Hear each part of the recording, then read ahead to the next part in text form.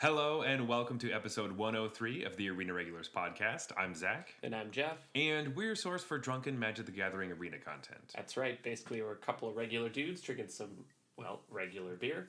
And we're talking about MTG, in particular the online client MTG Arena. And today is a Drunken Vorthos episode. Hooray! Hooray! This is one of our favorite episodes. This is Drunken Vorthos, Phyrexia, all will be one. And as always, it couldn't be a Drunken Vorthos without being a silver series. That's right. So here on the Arena Regulars, we rate our beers on a scale of bronze to mythic, just like the tiers in Arena. And on that scale, silver represents the macro brews. Basically, micro brews that aren't super interesting, or any macro brew will find its way in silver. So for a silver series, to show that we love our silver beers just like anyone, we put 4 well-known beers against each other, and we rate them from silver 4 to silver 1. And the end goal here is to find the best of the best, the champion silver beer. Yep, and we are on our second bracket at this moment. So we are going back and rating some of the best beers from old episodes to see which one comes out on top. So Jeff, what is our first beer of the night? All right, first up is Kronenberg 1664. This is a pale lager from France. It's 5%. Zach pointed out to me off air that it actually has glucose syrup as an ingredient, which usually you add to make a beer have more alcohol in it without bumping up the body. So it'll be drier. So it's pretty interesting that a 5% beer would have that in it. It's of course founded in 1664. And last time I gave it the second top spot, and you had it ranked as your number 1. Yeah. So we'll see if it can still hit number 1. I don't have too much hope for that, but we'll see. It's in a tougher bracket this time. It is. So I don't know. We'll see what happens with that. But all right, Jeff, let's just jump right into the new Phyrexia story. So this whole story is called Assault on New Phyrexia by, I believe, Shannon McGuire. Shannon is spelled Seanan. So I'm pretty sure it's Shannon. I don't know. Yeah, I don't know either.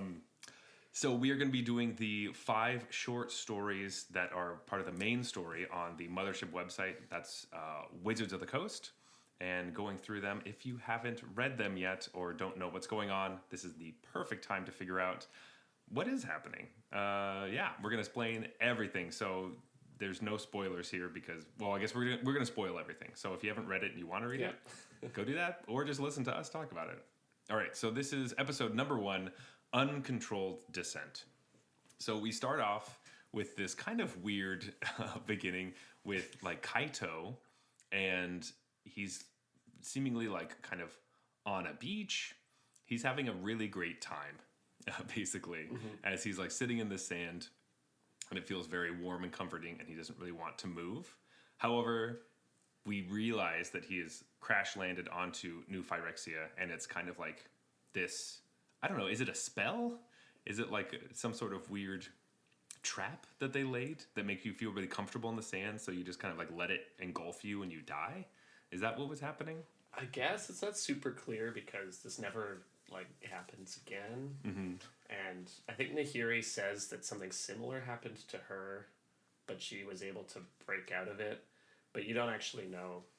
You don't actually get any confirmation. They don't sit down and be like, was it a beach? Were you in a beach too? Yeah. So anyway, he gets kind of shaken awake and then hit in the face by the Wanderer so that he can snap out of it. She straight up punches him. Yeah.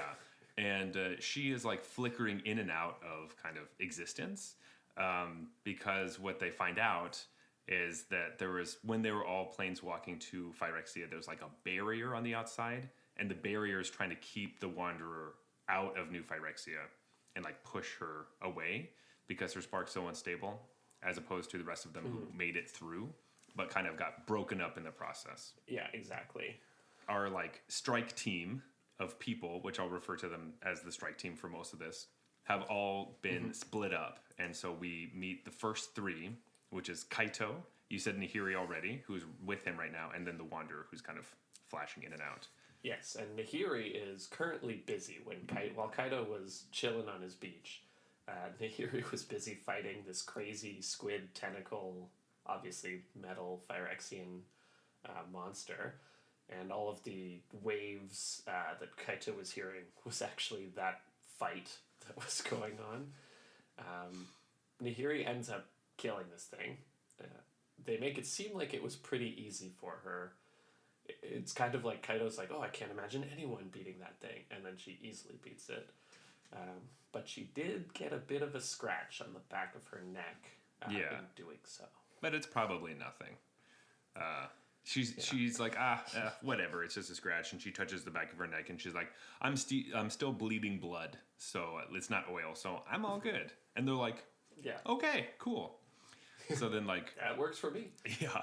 Kaito gives her, like, a bandage from his backpack and she puts it on the back of her neck. She's like, I'll be fine. Don't worry about it, guys. And we're all, like, sick. It's also important to note that, like, when they're fighting this thing, Kaito realizes he doesn't have a sword anymore, his, like, ninja star sword, or his Tanuki drone Pon. So he, like, basically doesn't have any weapons. So he's like, you do that. I will not fight right now. Poor Kaito. If he had his weapons, maybe he could have stopped Nahiri from getting scratched. Mm-hmm. But it's probably nothing, so it's fine. It doesn't really matter. So we kind of walk out, and this is where the Wanderer is kind of talking about what she's seeing and how she's trying to help them figure out what went wrong with their mission, and that things are probably much, much worse than they originally thought, because they thought they were going to sneak up on the Phyrexians, which sounds really stupid. I would just assume that, like, they're like, oh, we didn't expect this, like, planar barrier to, like, stop us from getting in or, like, split up our team. It's like, this is, like, the classic thinking that your opponent is, like, much stupider than you are, and then falling into an obvious trap. Yeah, their plan was pretty optimistic. We'll just planeswalk in there and then go fuck shit up, and then they won't even know we were there. They come across this, what they call a statue with clothes on, which they think is very strange. Because why would a statue have clothes on? I don't know. Like, good question. Most every statue that you see around, besides, like, I don't know, from Greece, but, like, how many statues without clothes on are there in, like, the magic world? It doesn't really matter, but I just thought that this was a strange thing to point out. Like, I thought it was like you're describing the statue has clothes in the sense that the clothes are stone as well. Yeah. I was picturing it as, like, he's a stone statue and then he has, like, a shirt. Oh, is that what they were saying? That makes a lot... Which might be weird. That makes a lot more sense. That's a lot weirder. I was thinking it was just a statue that had clothes that were also the statue. Okay. Right, no. which would not be unusual like, at all. Like cloth clothes. Okay. Yeah, all right. That's probably what they meant. That's... This whole time I'm thinking, like, this is so stupid. Like... And in fact, no, it probably makes a ton of sense. But he's kind of like, the statue's like kind of bound up by these like metal things. I think like tentacly-ish stuff. I was kind of imagining like the squid again, but like on this statue thing. And they all kind of try to decide whether this is like a trap. After they got trapped, they're like, okay, everything's a trap now. Is this a trap? And they're like... Probably, and then Nahiri's like, but it also looks like one of us. Let's go check it out. And so they like unwrap him and are ready to fight. And it turns out to be Tyvar, because Tyvar has like, I don't know what it's called, but it's like he can change his body or his skin to be whatever he wants it to be. And I guess he just kind of, like, he fell for a different trap. And this is why I wasn't sure. Did the same thing that happened to Kaito happen to him? So he was, like, chilling, thinking he's on a beach, and then this thing was slowly trying to consume him or something. Yeah, I don't really know. But for whatever reason, he was trying to hide or be safe, so he turned to stone, because he can do that. So they break him free, and then there's just no explanation of what happened to him at all. Just like, oh, thanks, guys. I was just a statue. Like, okay. Why? I was imagining he was doing that thing, like, from Hunger Games with PETA, where he, like... made him look like a stone or moss or whatever, so he's hiding. I think it just seemed like that he was kind of doing that. Like, hey, I'm not a threat, I'm just a rock. and all the metal things were like, that's just a rock, and then they just kind of like moved away. I guess. Makes sense. Yeah, maybe.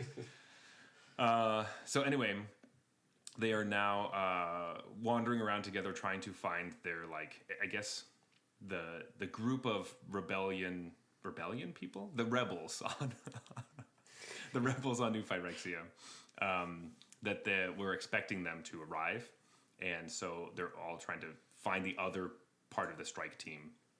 And as they cross over this kind of hill, they see some tents with some Leonins walking around, and they're like, sick, that is probably where we need to go. And as that's happening, Kaito turns back and he's trying to talk to the Wanderer, and she's having a really hard time staying on the plane because it takes a lot of like mental energy to like actually be there presently. And so that comes to our first story spotlight, which is planar disruption, which is Kaito and the Wanderer as she's getting transported away, basically involuntarily pushed out of the plane. The only other thing I wanted to mention, because the Wanderer's part of the story is pretty much done now. So yes, that's literally all they did was punch Kaito in the face. But there was a scene where Nahiri touches the scratch on the back of her neck, and the Wanderer sees it, and she looks really concerned. But she doesn't say anything because it takes so much energy for her to just be there that I guess I kind of got the impression she would have liked to warn the group about something, but was not able to. So our team, Nahiri, Kaito, Tyvar, and the Wanderer, who's kind of coming in and out of space, go down to the tents. And this is the moment where Kaito turns to the Wanderer and she just vanishes. And she's gone now. Like you were saying, she basically doesn't... she's not really part of the story anymore, even though she has a whole Planeswalker card that's her fighting Phyrexians and doing a bunch of stuff. She's kind of gone now. Spoiler alert for that. We go to the tents and we meet Melira, who is going to be very important, and she was very important the last time we were on New Phyrexia. And she is part of the crew that's like helmed by Koth, who has been, of course, still alive, which is great. We're happy that he's alive, and he's been continuing to help the rebellion and lead them to basically they're building these tunnels throughout New Phyrexia, which we'll get into more detail about the tunnels later.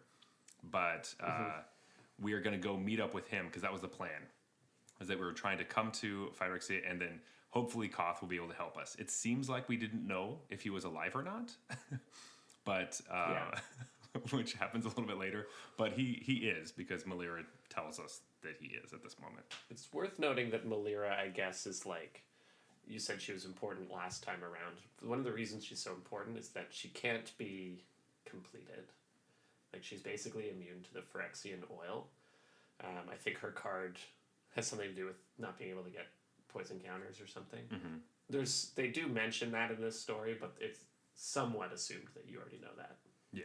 And so she's one of their best spies because she can move around without being... the oil can't affect her, so all these weird traps and things don't happen to her. So she knows more about the plane because she's seen more of it than anyone else, basically. Because everyone else who's seen those places have then died afterwards. Right. So as Nahiri's like, all right, we're going to go down. We're going to meet Koth and the rest of the people. But first, all of you, is everyone okay? Like, she's just asking, like, you guys fine? Do you need anything? Like, are you hurt at all? Can I help you? Because she's also a healer. So she can help mend anyone from any of these ailments. And notably, no one says anything. Nahiri says nothing. So, but it's fine. Well, it was just a scratch. She just has a scratch. She has a bandage on it. It's fine. I'm sure it's fine. Yeah. And then Melira explains that right now where they are is the monumental facade, which is the Phyrexians built this on top of the real Mirrodin to make sure that the Mirrans couldn't see the sun anymore because they're like, fuck you, there's no sun. So anyway, we're on the monumental facade, and then we're going down into real Mirrodin, which is called Mirex by the Phyrexians. It's a dick move. I'm just going to build this layer on top of your home just to block out all 5 suns. I forgot there were 5 suns on Mirrodin. That's like... Super dick move. But the Phyrexians, they like to build their planes in like spherical levels. I'm pretty sure like original Phyrexia is the same, where it has these inner spheres, and there are different depths of the spheres you go in. So they've reconstructed new Phyrexia in much the same way. So it starts at the core and builds out. And the outermost layer is the monumental facade. That's what's blocking the sun. And the layer inside of that is the real Mirrodin. Which they also decided to rename because, I don't know, they're dicks. But to get down there, Melira, she like just takes her staff and she puts it in, like she stabs it into the ground by them. And then she waits a second and she turns around, looking back as if like something was supposed to happen and nothing did. And then there's a bunch of explosions that happen around where they're standing, and they all free fall down, which is like her like plan. And all of this is like, as they're falling, Nahiri like takes the pieces of debris and the rock from the monumental facade and like kind of make them a platform in like this little bubble, so they're and slow their movement down so that they don't just like crash and die. And or just get seriously hurt. And the whole time Kaito's trying to figure out why this person who seems to be our friend would put us in danger by making us fall. And basically Melira just says, well, if you would die to this fall, then you're really not going to be helpful to the cause. So yeah, that's pretty much Kaito's literally just like, yo, what the fuck? And she's like, if you couldn't survive that, what use would you have been anyways? Yeah. So it's like this weird test. Hey, don't die. But they passed with flying colors. Thanks to Nahiri, which while this is happening, Kaito is, as this goes on and he spends more time with Nahiri because he doesn't know her very well, he starts to realize that she's very powerful. Like, and this is one of the times where he's like, whoa, thank God Nahiri's here or we'd be screwed. Just like he felt like earlier with like the Phyrexian, where he's like, oh, that thing looks really tough, but good thing Nahiri's on our side and she killed it because she's on our side. Yep, definitely on the good guys team. So now we are on the real Mirrodin, and Melira brings us to this tunnel, and it's this tunnel that they've built that I was talking about with Koth and all those people, and basically what she tells them is that what did they do? They fucked with the gravity so that when you jump into the tunnel, you just like hop onto the side and then you walk down the side of the tunnel. So that gravity changes when you go into it, so you don't have to free fall anymore. That's no longer part of the test. You just walk down tunnels, which is kind of cool. Pretty nifty. Yeah. I wish I could do that. I mean, I wouldn't want to go that deep into the earth because there's nothing down there. There's nothing cool. But if it was like a city, if it was the opposite, if I could like jump into a tunnel and walk up, I don't know. Anyway, doesn't matter. I'm assuming that's how it works, that you could like jump down or jump up into it. Presumably. Yeah. So before we jump down into the tunnel and walk down the side of it, Nahiri checks her bandage to see like, oh, what's going on over there? You know, I hope it's going all right. And she feels that it's been pushed up a little bit, and there's like kind of this piece of metal that's pushing the bandage away. And she realizes that she has, in fact, been poisoned. And the glistening oil did get inside of her I don't know, bloodstream body. What? And I know.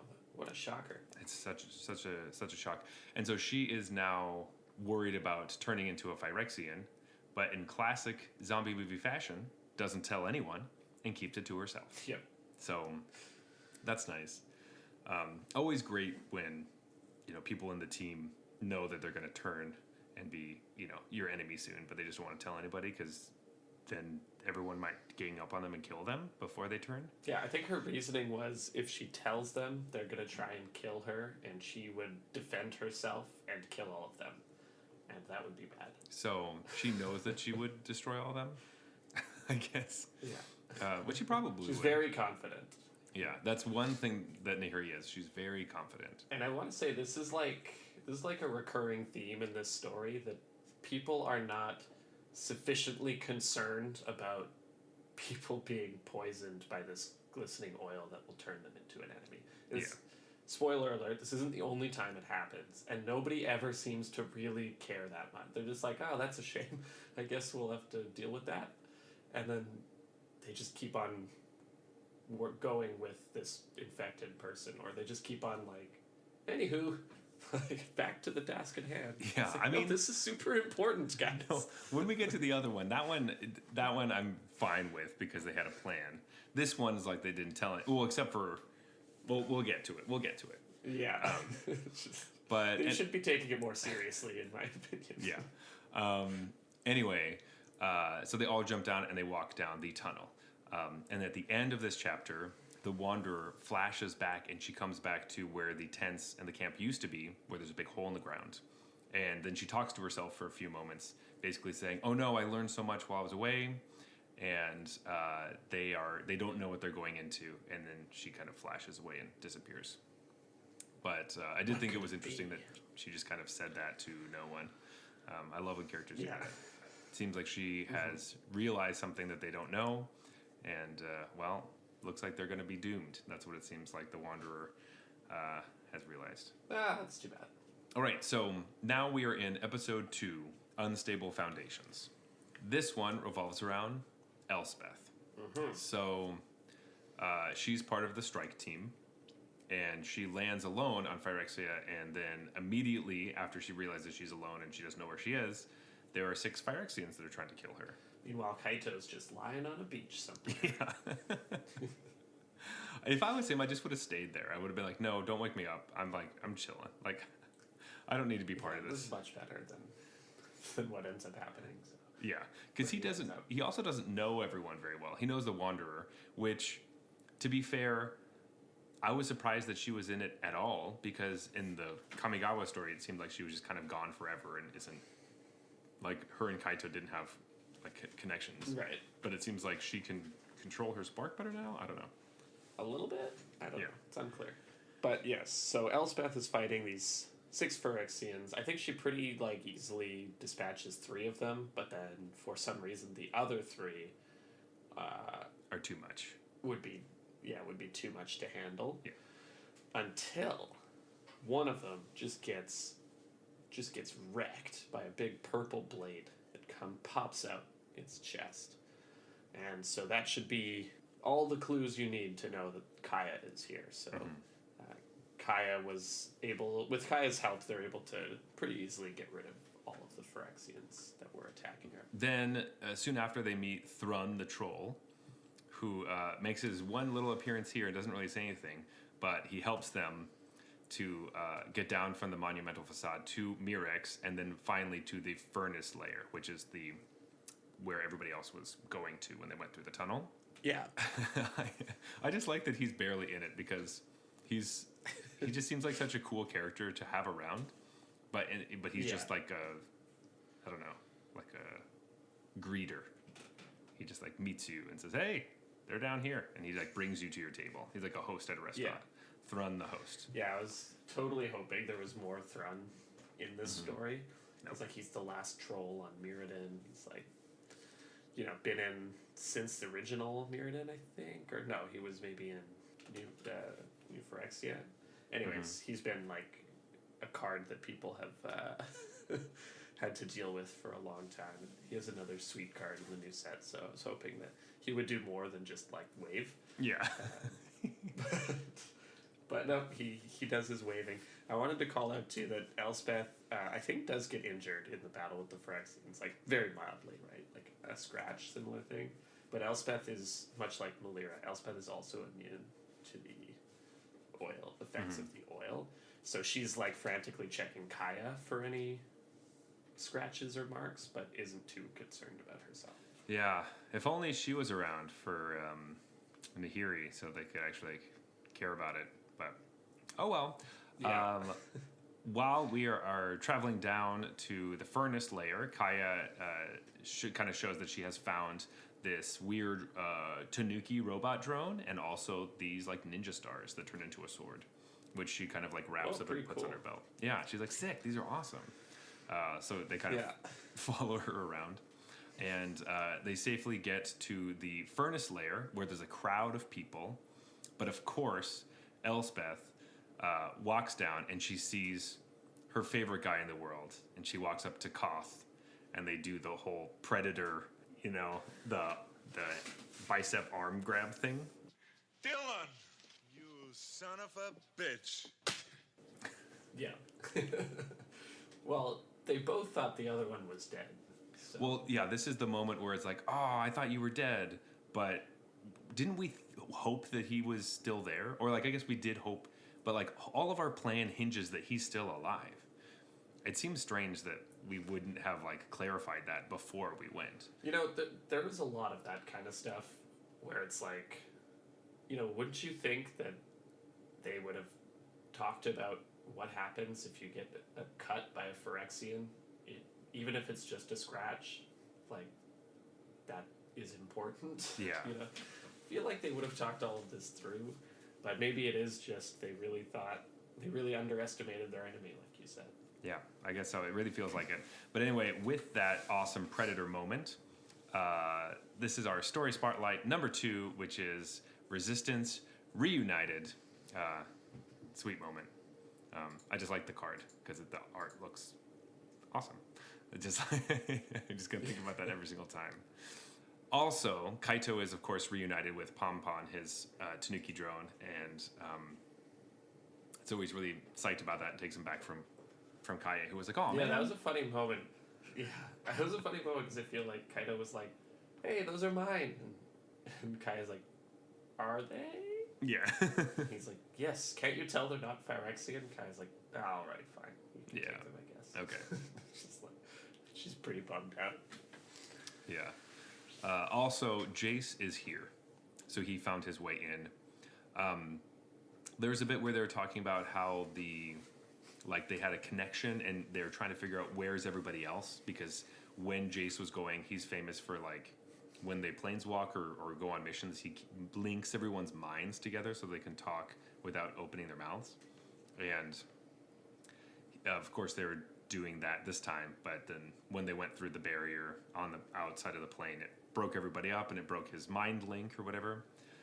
But we have a quick moment of like, all right, where's everybody else? And he's like, I don't know. But anyway, we're here, so let's keep doing the mission. And they're like, there's something with like Nissa, and Nahiri makes a joke about how she's a really hard weed to pull or something, which seemed quite rude, but was kind of funny. It. Yeah. Yeah. And basically this whole story or this whole chapter is just outlining the plan. It's all just like an info dump for how New Phyrexia works and what the overall plan is. Yeah. Which actually, I liked this chapter quite a bit because I did like all of that. But it is very much like the casino heist movie where they're like, all right, here's the plan. You're going to do this, and then you're going to do this, and because you do this, this happens. Except for there was a lot less of that, and more like, this is a map of where we are and how you get places. So this would be... to get here. Yes. So I think Malira is the one who's explaining the whole thing, and she's having Nahiri help her by like showing the spheres. So we're going to talk about the spheres now, about like what Mirrodin is, because it's part of this whole like, hey, we have all these, our plane looks different than other ones. So she like has, it almost feels like she's testing Nahiri, but this is one of those moments where Kaito thinks that Nahiri is really strong. Yeah. And the funny thing about this is like, basically the plan is they have to destroy this world tree ripoff that Elish Norn stole from Kaldheim, and they're going to use the remake of the Silex, so the same Silex that Urza used.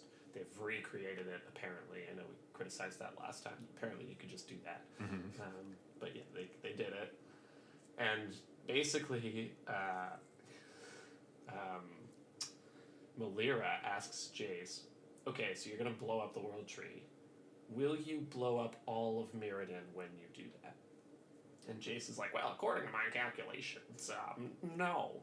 And then Malira's like, okay, but do you even know what Mirrodin looks like, how it works at all, what its geography is, like anything of that? And then there's the awkward moment where Jason, they just stare at each other blankly for a while, and Lear's like, okay, I'm going to explain to you how it works, and then maybe you can redo those calculations based on some actual knowledge of the plane. and answer me whether or not you're going to blow me up. Yeah, and that is going to continue to be something that's important throughout the entire story. But to show how Mirrodin works, Melira has Nahiri take like a piece of rock and like make a ball out of it.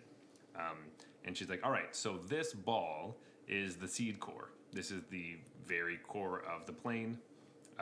This is basically where you need to get to, because this is where the Realm Breaker is, which is the World Tree knockoff, which later we'll talk about whether it's actually the World Tree or not. I'm a little confused about that. But yeah, anyway. It's not super clear. Yeah, it's not super clear.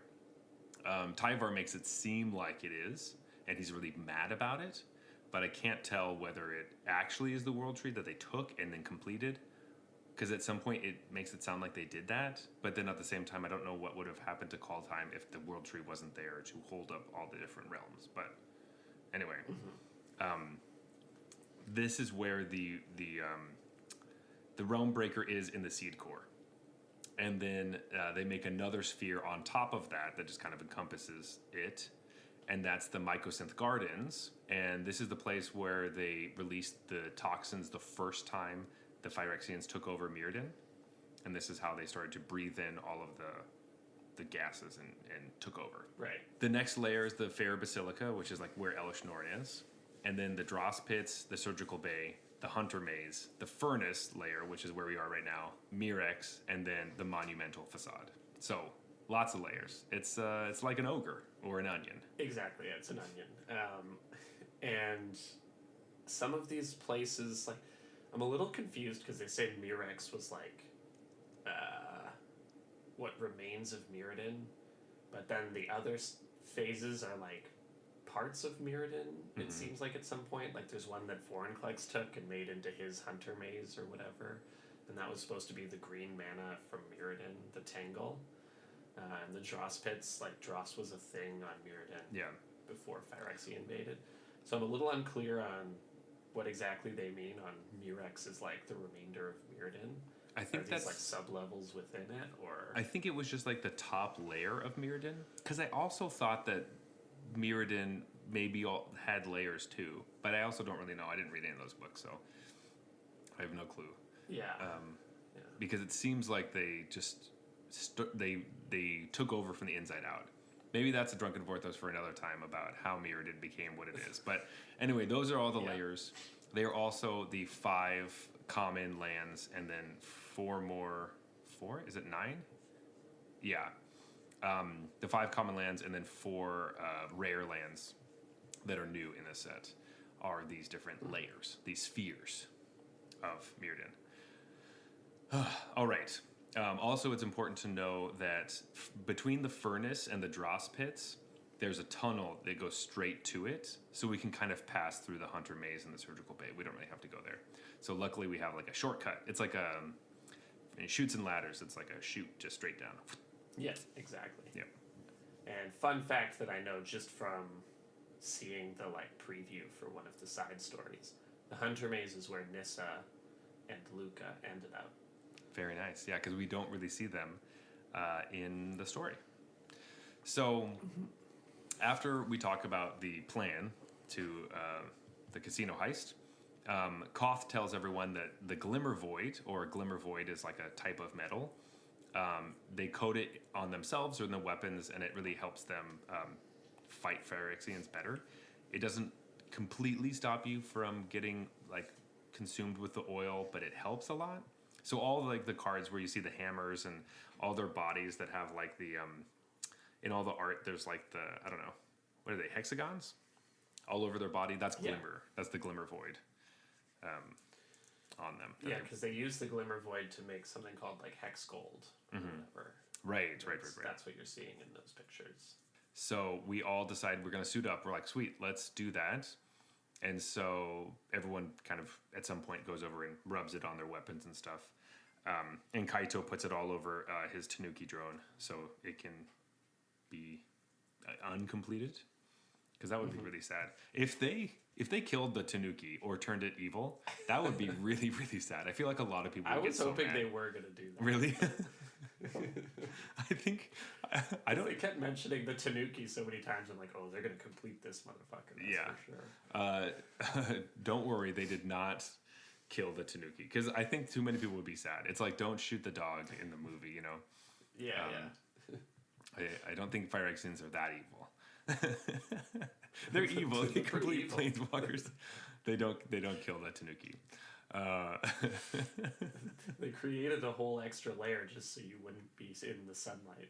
Yeah, but anyway, Koth and Elspeth have like this nice moment, and he mentions to her that there is a demolition team coming down just in case the Silex doesn't work. So this You don't might need that. yeah, this might be important later, but it is helpful that we do have this demolition team. Helpful. We'll talk about it in a bit. So Nahiri goes over to the Glimmer Void or the Hex Gold stuff, and she's like, "Sweet, okay, no one has to know. I'm just gonna take some of this. I'm gonna rub it on my wound, and then I'm gonna be healed, and then I won't have to tell anyone about what happened to me."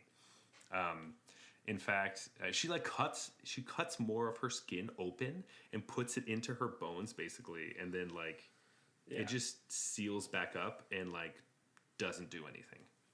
And so she's like, Yeah. fuck. So, of course, she turns around while she's doing that, and Melira finds her while she's trying to rub it on. And Melira's like, what's going on there? Yeah, because earlier it mentions Melira's eyeing Nahiri's bandage. And so, yeah, she obviously found out, and now she's like, well, listen, I can heal that, but you'll be out of commission for a few days, and therefore you will miss this entire mission, probably. And Nahiri's like, well, these losers can't do it without me, so we're just going to have to fight on and not heal me, and then you can heal me after. Yeah. And they both nod and go off. Yeah. I mean, it did seem like Melira was doing her best to be like, I might not, depending, it might not happen. You were taking a risk. If I don't heal you right now, there's a big possibility that you won't be able to be healed. And Nahiri's like, that's fine. And then they're both like, cool. And then they tell no one. Of course, yeah. That really pissed me off. I was like, okay, surely Melira's going to tell Koth now, or going to tell Elspeth. Nope. Nah. No one needs to know.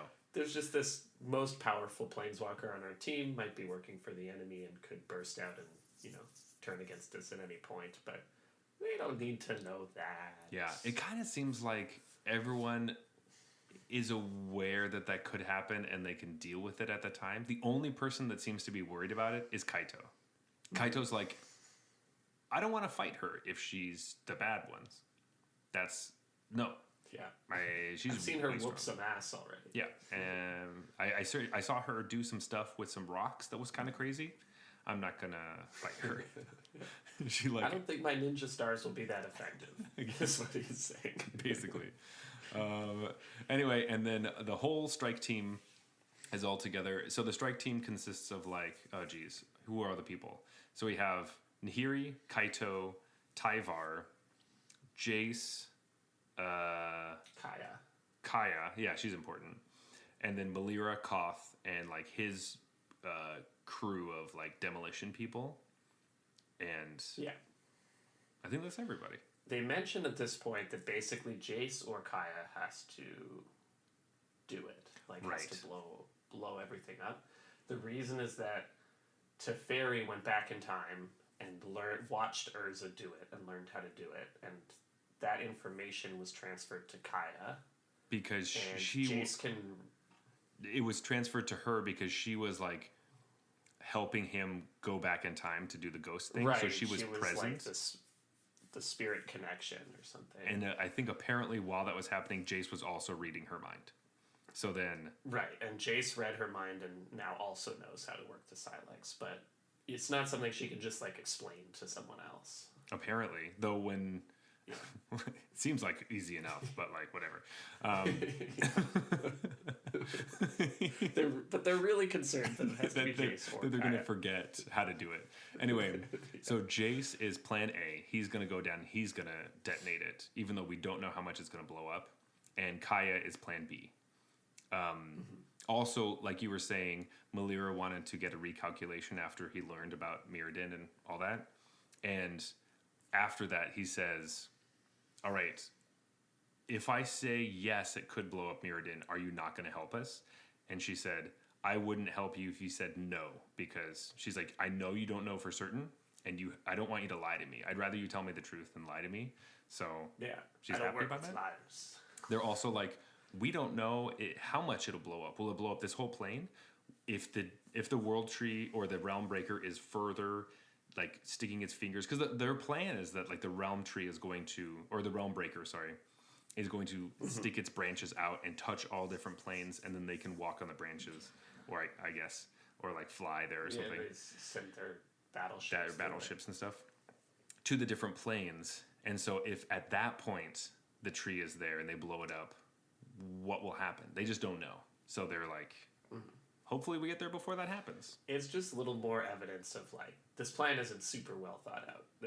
It becomes more and more clear as you go. But through it the really story is that their all they plan have. Wasn't rock solid. It's the only thing they got, though. Like, and I'm going to keep saying that over and over again. It's the only thing they got. We'll get to it. But anyway. And I'm just super curious what Jace's calculations were before he knew how the plane worked at all. Like, what was he just lying? Was it just BS? Like, oh, according to my calculations, it won't blow you up. Yeah, he was basically lying. I think so. Yeah. And then he must have like It has to be right. and he must have like read her mind to be like, she wants me to tell her that that we might. Right. And so then he says the right thing. Anyway, Jace is sneaky like that. But anyway, our whole strike team is now getting into like these little ship things to go down the longer tunnel all the way to the Dross pits. Yeah, I was thinking of this as like, do you know those tunnel levels in Donkey Kong Country? If you ever played that game, they're in the little cart. And Yeah. Like you're hopping. Oh, that's it. Like that. That's what I was imagining, just like Elspeth in one of these things. I was thinking, because I guess maybe that is what they're in. Is it because is it going straight down? For some reason, I thought it was like hovering and it would like go down like this. And it was more like that thing. But I thought it was going down, but because of gravity, it feels like it's going sideways, forward or whatever. They changed the gravity. And then, yeah, that makes sense. I was definitely imagining for some reason that it was more like that weird thing that Bowser sits in with the little propeller on the bottom. And they're all like in that thing, and they're just like going down like that. Because they like needed carts. And there's like a super ominous line where they're like, what happens if our plan is compromised and we get intercepted in this tunnel? And Malira's just basically like, we're fucked. Yeah, and they're like, oh damn, that's some foreshadowing. Yeah. And they kind of just go, ha ha ha ha. Yeah, exactly. They're like, oh, that'd be too bad. Anyway, so that is the end of chapter 2, and also this is a great time to have a beer break before we go to chapter 3 and 4. So let's get some more beer. So this is Alexander Keith's. It's a blonde ale. I know on the can it says it's an India Pale Ale. It's not. We went through this in the last time we did Keith's, so you can go check it out. But basically, the standards for things were different when this was made in 1820, and they called it that, and there was no one to tell them they were wrong. So anyway, you should consider this a blonde ale always. And this is made in Canada, and it's 5%. And last time we rated it, we both gave it silver 1. So yeah, looks nice contender. Let's see how this measures up. All right, Jeff, let's get back into it. This is episode 3, Inconceivable Losses. We arrive at the Dross pits in our carts / hover things / whatever they are. And I think, are we with Elspeth right now? As we go down? I think so. That's right. And so Elspeth went down with like the Mirrans, not other planeswalkers. And then she like regrets that because there's no one to keep her company or something. Like, you can still talk to the Mirrans, right? They're people, aren't they? Well, I think at first she was like happy to be away from the Planeswalkers, and then she realized that she was kind of tired of the Mirrans, so she's like, I don't really want to be around you people. Fucking Mirrans, man. They can't even jump to a different plane. Yeah, and they're kind of talking about like thank God we didn't have to go to the surgical bay. Ugh, that place sucks. And somebody else is like, no, Hunter's Maze is worse or whatever. And it was just like some sort of banter. But they do mention when we get to the Dross pits that everything is rotted. Rotted? I don't know why I said that weird. Everything's rotting. It's rotted down there, including all the people that are there. So the longer you stay in the Dross pits, the longer the more you'll be infected, basically. So like the fumes in the air will start to infect you. So you don't want to be there for very long. We hop out of the cart, and the plan is that we need to get to another tunnel that's farther away that helps us go down to the Fair Basilica, which is right below the Dross pits where we are right now. And to get there, there's a bunch of enemies in the way.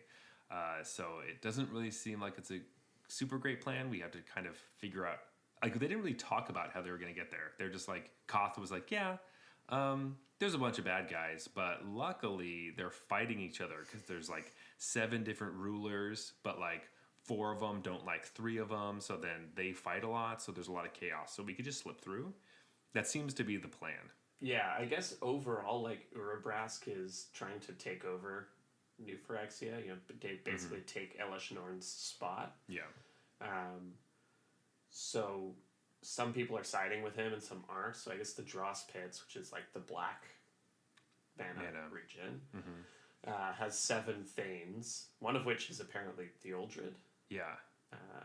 Which I thought she was like the big bad, but I guess she's just one of 7 Thanes. And like you said, 4 of them are with Urabrask. Yeah. And the other 3 are like, probably not with Elesh Norn, but like don't give a shit, kind of. Yeah, just or with the status quo, kind of, and she is the status quo.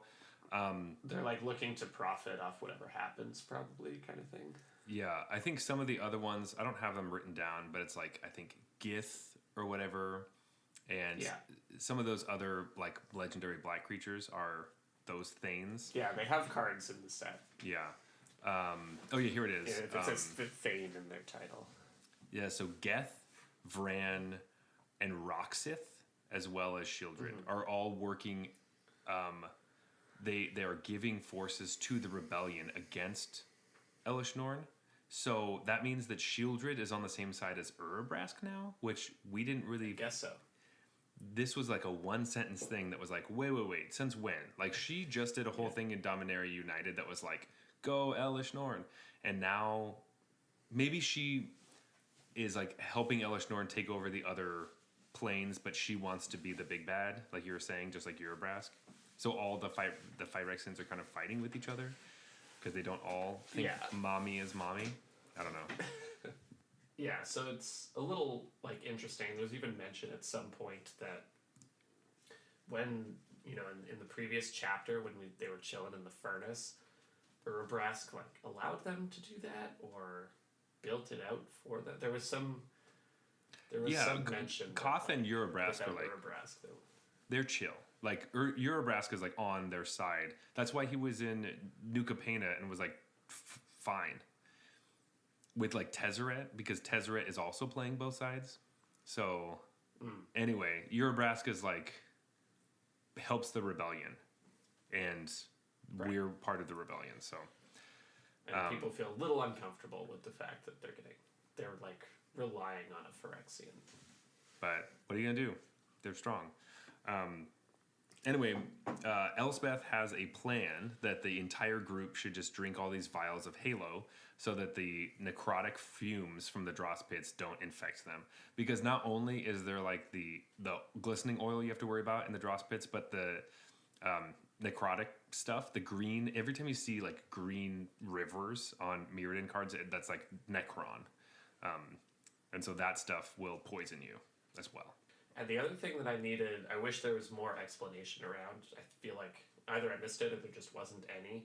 but why didn't they just keep digging this tunnel? Like, why is there one tunnel that goes to the dross pits that's super far away, another tunnel that goes down another layer?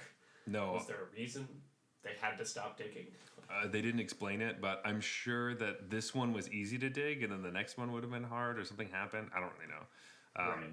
But I know a lot of Mirren lives were lost, and you need to respect that, because Koth tells us that that's really important. Yeah. Hey, Mirren's died to make these tunnels, so shut the fuck up and don't ask any questions. That's what he's saying. That's right, Jeff. And I'm all like, couldn't a few more of them have died to dig the tunnel further? Yeah. So anyway, yes, we do have to get to a tunnel that's farther away, and we don't really know why. Jace drinks this halo that Elspeth gives him. It's supposed to help him, but he immediately falls back in pain and is freaking out, and he's just like writhing on the ground. And everyone else is like, "Oh my god, he's gonna die." I think Kaya runs up to him and like says that he had, like, his pulse is haywire or something. Whatever that means. Yeah. So I don't know, up and down a lot. I don't know. But anyway, so he's going bonkers, and then everything kind of so they're going through like, what do we do with Jace? He has the Silex. We need to give it to Kaya because then she can go do it. He can go back upstairs to the furnace level, and then they can heal him or something. And Malira will have to go back, and they trying to figure out what the plan is. And then all of a sudden, Jace stands up. He says, "Vraska is in pain. I'm gonna go find her." And they're like, "Yeah, whoa, pump the brakes. Something crazy just happened. Let's figure this out." And he says no, and he jumps in the. No, I don't think he jumps in the cart thing. He's just like trying to figure out where she is. He just like trudges off through the necrogen with basically no fucks given. Yeah. Tyvar's like holding him at some point, and then he breaks free. Yeah. And he's like, "Vraska is in pain. That was her pain, not my pain. The halo must have cleared my mind, and then her like message got through to me. I need to find her right now, and you can either come or you can't, but this is what I'm doing." And everyone's like, "Wait, no, let's not do that. Let's do the mission, and we might get hurt and die if we go to find Vraska right now." And he's like, "I'll meet up with you guys later." And they're like, "Well, give us the Silex." He says, like, "No." Like, I'm going to keep it. Nah. Anyway, so he starts running off, and they all just decide, well, let's just go with Jace and figure it out. There's also kind of a thing about, like, you have to watch where you step, because you might step in, like, the Necron that will, like, fuck you up. And Kaya just, like, turns her feet ghost, and so she just walks wherever the fuck she wants, because she doesn't have to worry about it. I just remember liking that part. Just, like, hovers over it. It's pretty cool. So, now Jace is running away towards Vraska, where I guess he knows where she is now, because he can feel her in his mind. And everyone is following. And while this is happening, Elspeth starts to realize that there's a lot of weird Phyrexian things around them that, like, more and more as they get closer and closer to wherever Vraska is. And she's thinking, oh, this is not good. They're all weird, multiple armed blade people. But she realizes they can't actually see her because Jace has cast an illusion on all of them. So they're cloaked in, like, invisibility, kind of. But most of it is just, I guess, tricking all the people around them that they're not there. Whatever that means. Right. It's an illusion. Yeah. That allows them to just kind of beeline it right for wherever Vraska is. Mm-hmm. And remember, even if Jace didn't have the Silex, he's still Plan A. So he's kind of being a dick, and everyone has to go with him because otherwise they have no plan. Yeah. But he leads us to this Colosseum, which turns out to be Shieldred's Colosseum. So apparently Shieldred has, like, these, I don't know, gladiators, kind of. She forces different Phyrexians to fight against each other for amusement, and then also Mirrens that they have captured will also get forced to fight in this arena as well. Or, sorry, this Colosseum. Specifically the ones that aren't worth completing. Yeah. Oh, that's a bummer. How sad. I don't know. Is that a worse fate than being completed? Or better? I don't know. But it would feel disappointing to be like, oh, you're not good enough to be completed. You're like, oh, man. Yeah, like, you don't think anything about me. I'm just, ugh. Now I gotta die in the Phyrexian arena? Yeah, this sucks. That sucks. Anyway, so they bust into the arena. And Vraska is in the center, and all around there's like the necrogen, like that green stuff is on the outside and in the middle. And Vraska is surrounded by like Mirren bodies that are on the ground and a bunch of Phyrexians that are closing in to attack her. She's also horribly wounded. She's holding her stomach, and it looks like she's holding in like her organs, like something happened, and she is dying. Entrails are being held in place, By, basically. Yeah. And there's also a bunch of like petrified Phyrexians around that she has clearly vanquished. Yes, classic Vraska. But she's not doing too good. So our strike team goes into action, and then Nahiri also tells Kaya, like, hey, we're going to fight, but you need to stay back because you're plan B, and if anything happens to Jace, then we need you. So you can't get completed or hurt or anything. So stay where you are, because without you, we have absolutely nothing we could do. And then they, like, rip all the Phyrexians to shreds and get to Vraska. Now, while all this is happening, there's also this moment where, like, Tyvar and Kaito are fighting some people. And Tyvar, like, uses his, whatever, stone abilities. And then some of the oil gets onto his skin. And before it goes inside of him, Kaito, like, pulls the oil off of Tyvar using his telekinesis. And then it's kind of like a bubble in the air. And then he, like, throws it in a Phyrexian's eyes. And then they, like, kill the Phyrexian. But the fact that Kaito can do that is important. So remember that. Yes. Yeah. Yeah, which was a little odd, I thought, but I guess he could do that. Yeah. He could pull up just the oil off your skin and form it into a sphere and throw it. Yeah, telekinesis. It makes sense. I'm on board. That one's totally fine.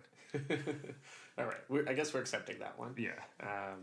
But it's important that he can like remove it from you without touching it himself. Yes. So Jace is over by Vraska, and she says that he's trying to like help her as everyone else is killing other Phyrexians around them. She is saying that it's too late for her, and the poison has already infiltrated her body, and she is changing. And Jace keeps telling her, like, you'll be fine, just come with me, I can fix you, it'll be okay. Like, it's all of that is wrong. Like, you're gonna be fine as someone. If you don't know, Jace and Vraska are like in love. Maybe that should have been said earlier. This is why Jace is so intense about getting to Vraska, because she's like his soulmate. So it's just sad to see her be like, look at my entrails. Like, I'm done. Like, I'm dead. I feel the poison coming into my body. I'm gonna turn soon.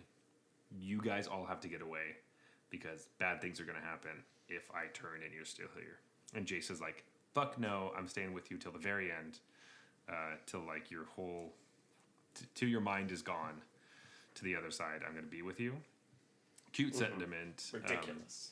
Ridiculous. Yeah, kind of not the smartest. I get that he's in love, but like it's another instance of not being concerned enough about the Phyrexian oil changing properties. Well, at this moment, okay, so I'm gonna go through this, and then I'll talk about what I feel about it, how worried they are about the Phyrexian oil stuff. But basically, with this moment, Jace is like, I'm not gonna leave your side, and Vraska's like, please just go away. And so he tells her to close her eyes, and then this moment is so sweet. I love this. So Jace has Vraska then open her eyes, and he's cast an illusion kind of in her brain, or they're kind of separate from the world. And they are in Ravnica on like a nice afternoon, and they're like strolling through like this park. And it's kind of like their last date together while she is slowly crossing over. He's trying to ease her pain as much as he can and make her kind of have them be able to live in this moment forever. However, it's very short-lived, because then quickly he feels like something sharp go into his palm, and he's like, what? And then he comes out of the illusion, and she has completely transformed, and she has stabbed him with one of her snakes on her head turned into like these spikes. that I don't know, inject poison, and then he got hit with the poison. And But then that part she's- was nice. I like It was very sweet. Yeah. And then she says, "For the glory of Phyrexia," or whatever. as she purred.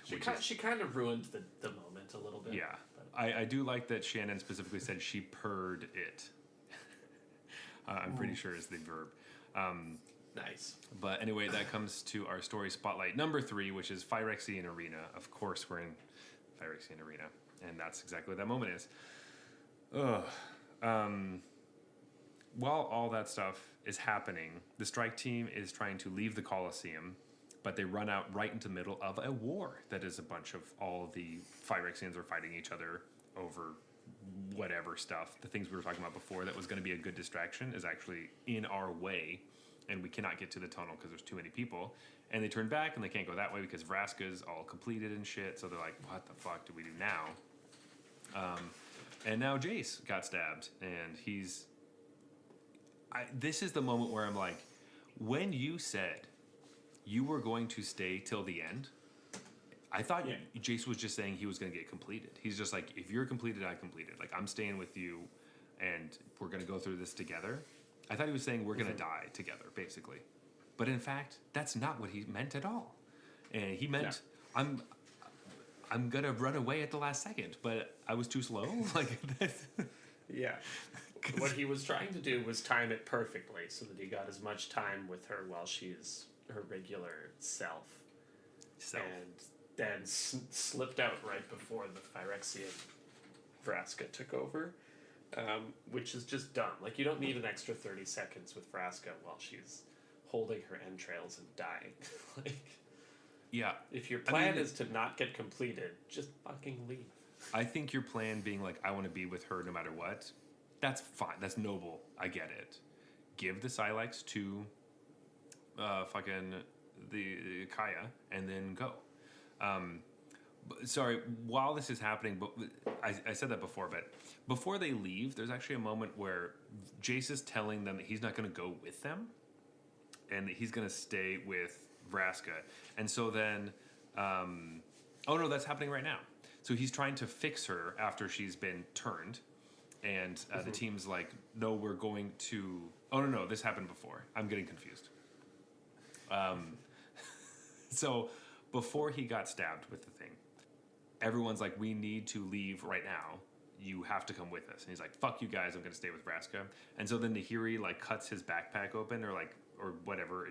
Opens it up, and then Kaya runs and gets the Silex. And then, so she has it now while he's staying. Yes, and that's when they're... That is important. Yes. So Kaya has the Silex, and they're like, we're gonna get out of Dodge. And then the date happens, and then he gets stabbed, and then he runs away after that. And basically, because they were fighting all the Phyrexians, that like alerted outside Phyrexians to their presence, which is partly why the huge army's like waiting for them. Yeah, because they were the arena. Like yelling and screaming and stuff, because that's what happens when you fight. All right, so Jace is now our second zombie member who has been stabbed, and I don't think he immediately tells everybody, but I think it's fairly obvious because his hand is... he just has like fucked. this wound on his arm and hand. Yeah. The wires are already starting to be visible. So he's with the others, and then Nahiri is trying to fight all these Phyrexians, and she rips off her bandage and knows that she's really, really close to turning. And the other thing about it, I think it was specifically with Nahiri, but like the more exertion you use, basically, the faster you turn. So like the more magic she uses, the quicker she becomes a Phyrexian. So she rips it off, realizes that she's really close to dying, or turning into a Phyrexian. So she's like, you know what? She tells everyone to stand back, and then she just like fucking breaks the world, the earth around them apart. And there's just darkness and dust. And that is story spotlight number 4, which is Nahiri's sacrifice. I love that she did that, where she's like, you know what? If I'm going to go out, I'm going to do as much damage as I possibly can before I become the evil one. Oh, absolutely. It's pretty badass. Yeah. As opposed to Vraska, who's like, get away from me. Yeah. But I think of this story, I'll probably remember that moment the most, which is with Jason Vraska, because it's so nice. They have some nice moments in some other stories too. So I'm happy we got one in this hellscape of a horrible world. There's something cute, but it wasn't long enough. I wish it was longer, so it really caught me off guard. Where they're like sitting for a while and like drinking wine, and it was only like 30 seconds, but like in our mind, it's longer. Anyway, right? Yeah. Yeah, they could have milked it a little more. Yeah. But that's just me. I don't know if anybody else wanted a longer date, but I did. Everyone else is like, what the fuck is this shit? Get back to the fight. Yeah, probably. But, no, I thought it was nice. Yeah. Because, like you said, it's just so different from everything else that's going on. I still think it's dumb, but Jace. His plan. I mean, like, Jace in general just, like, does dumb things, but whatever. After the smoke clears, the team looks around and they realize that they are like a ground below where they were before. So they are now at the Fair Basilica, looking up at a hole where they were in the Dross pits. Because Nahiri destroyed the earth all around them, and the entire Colosseum falls. And that's great, because that's exactly where they wanted to be. Hey, thanks. Nahiri, why didn't you do this before? And also, it's not clear to me why Nahiri also couldn't come. Down? Yeah, can't she just, like, do it beneath herself as well? Well, no. I think she did it, but after it all happened, it was just kind of dust and, like, rubble, and they just didn't know where she was, and so they just, like, left, because she kind of said, guys, I'm done, and, like, did it, and then she's gone. I think at that moment, she basically becomes completed, and we do want to be away from her. Because I know that she couldn't do it. She couldn't have done it before. She realized she was completed. Yeah, because if she had done it before, she probably would have been completed faster. Also, Jace was running away, so whatever. Anyway, we are where we want to be, which is great.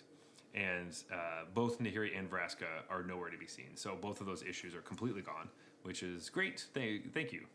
I'm sure they won't reemerge. Yeah, probably not. And then there's the fight continues above and around them, and then they just throw in that Atraxa is there, pushing forces forward. That was pretty random. It's like, and then they saw Atraxa! Yeah.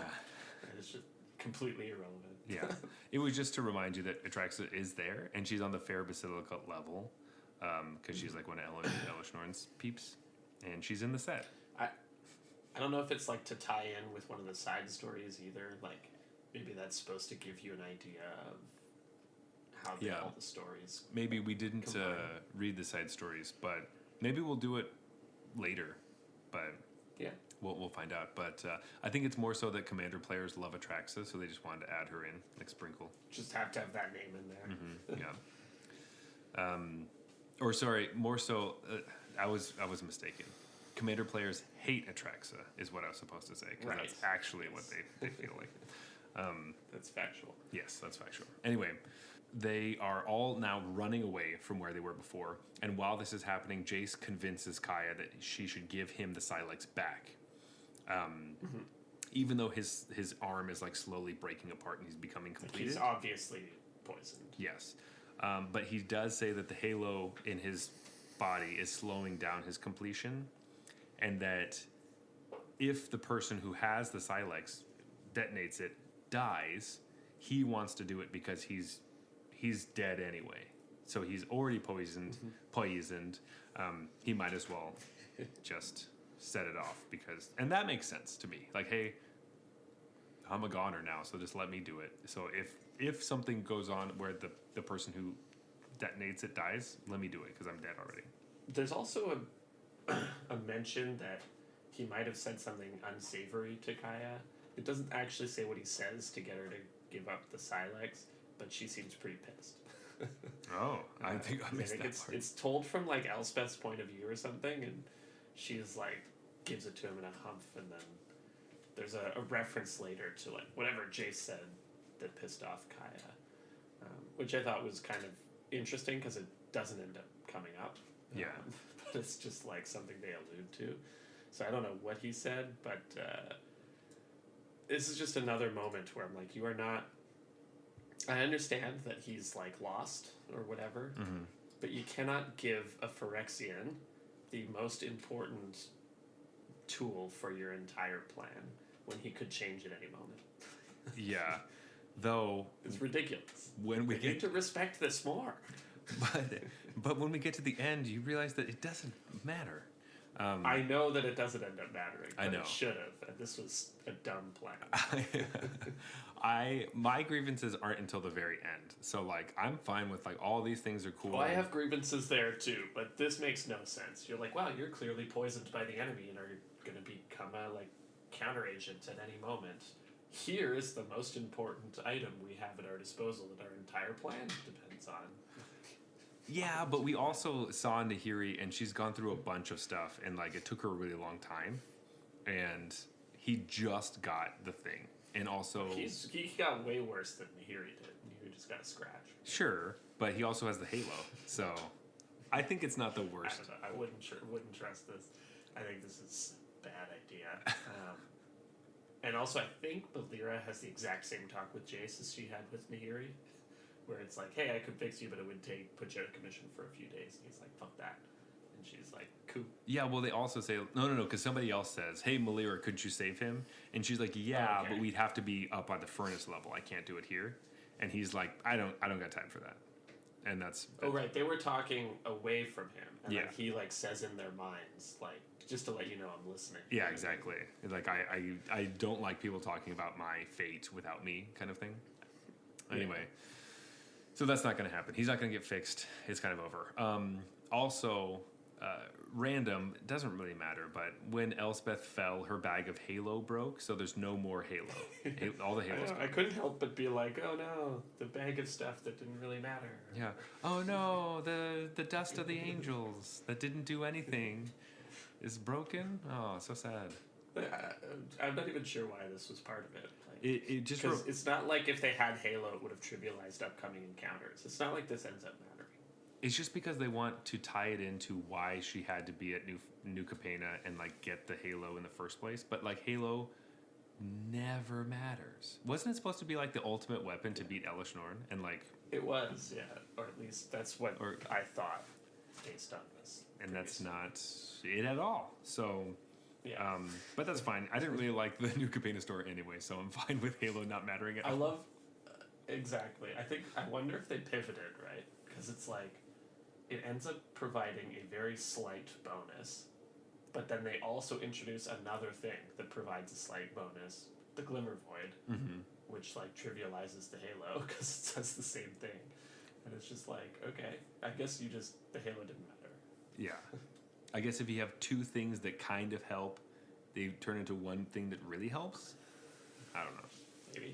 But with that, Jeff, do you want to go on a beer break and grab our third beer of the night? Sounds good. All right. Up next, we have Pilsner Urquell, which is a Pilsner from the Czech Republic. Claims to be the original Pilsner. 4.4%, and this baby started in 1842. Little bit of opposite of Cronenberg here. Last time I gave it silver 1, and you gave it silver 2. Yep. So let's go into episode number 4, Impossible Odds. So our strike team is moving towards Elish Norn's altar, which is inside of the Fair Basilica. There are only 2 more levels below this, basically. The Mycosynth Gardens, and then from there they can go to the Seed Core, which is where the Realm Breaker is, and we need to detonate our Silex to blow up the tree, and then we save the multiverse, but probably blow up Mirrodin. Ooh. Oh well. So... Malira is the only one who's been there before, which I said kind of earlier when we were talking about Malira. She's gone down with strike teams, and all of the other people have died because they can't handle the spores that are in the Mycosynth Gardens. They all turn into Phyrexians, basically. Or, I guess, just die. I don't really know if you always turn into a Phyrexian. Maybe you just die. Yeah, it wasn't totally clear. Yeah. I imagined that it was turning into a Phyrexian, because that's what Malira is immune to. But maybe she's just immune to all Phyrexian Toxin poisons. things? Yeah. This is the moment where Kaito says that he really hopes that Nahiri is actually dead after her sacrifice, and everyone looks at him like, "What? Whoa! Wait! Whoa, bro! Dude, what the fuck?" Because everyone's.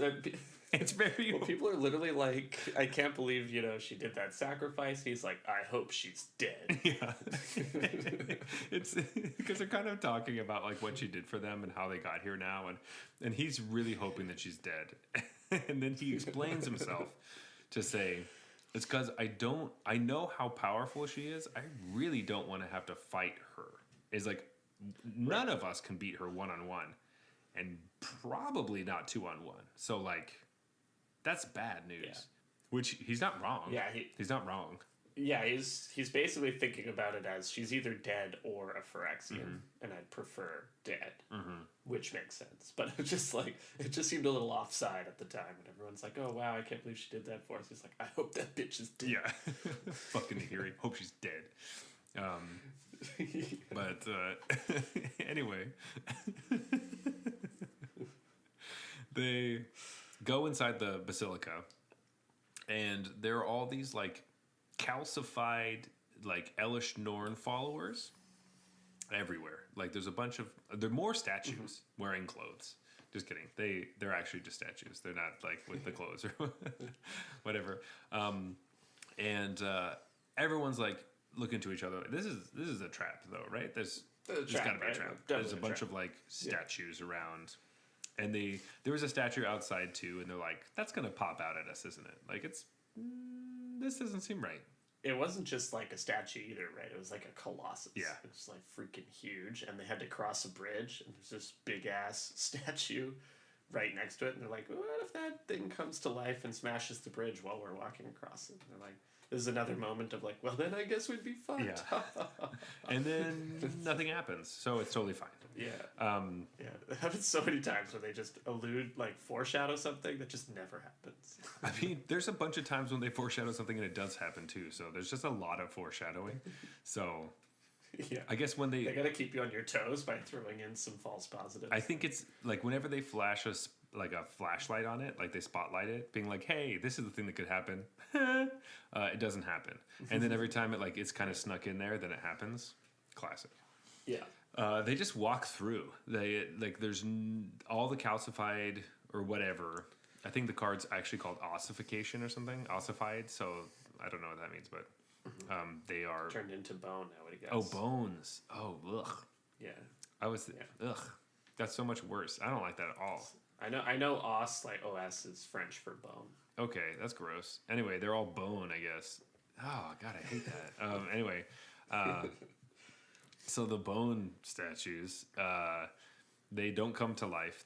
They stay bone, and they just kind of walk through and then find the altar, and then just like go behind the altar, and then just like go down the stairs, which was easy. It's very surprising. Yeah, too easy. Too easy. When they're going down, though, Kaya walks over to the wall, and there's like these spores on it, and she's about to touch it, and the Miller is like, no. You don't want to touch that. Hey, what are you doing? Yeah, that's the bad stuff. That's the turn you into the bad people thing. Don't touch that. She's like, that's the shit that got us the first time that they came here. They just pushed that into the air, and everybody fucking died. And then I found out I was immune, and then I became a hero, basically.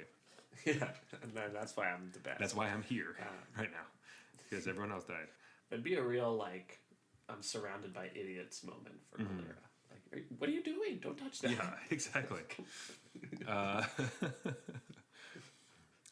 So they descend into the Mycosynth Gardens, and then when they're there, there's basically Malera shows off how like resistant she is to oil and stuff, because she there's some part, I don't really know what it was. I was a little confused because like the pictures show more of like an open space, but it seemed like it was closed in enough that you would walk by stuff and it would brush on you, and then the oil would be on your body.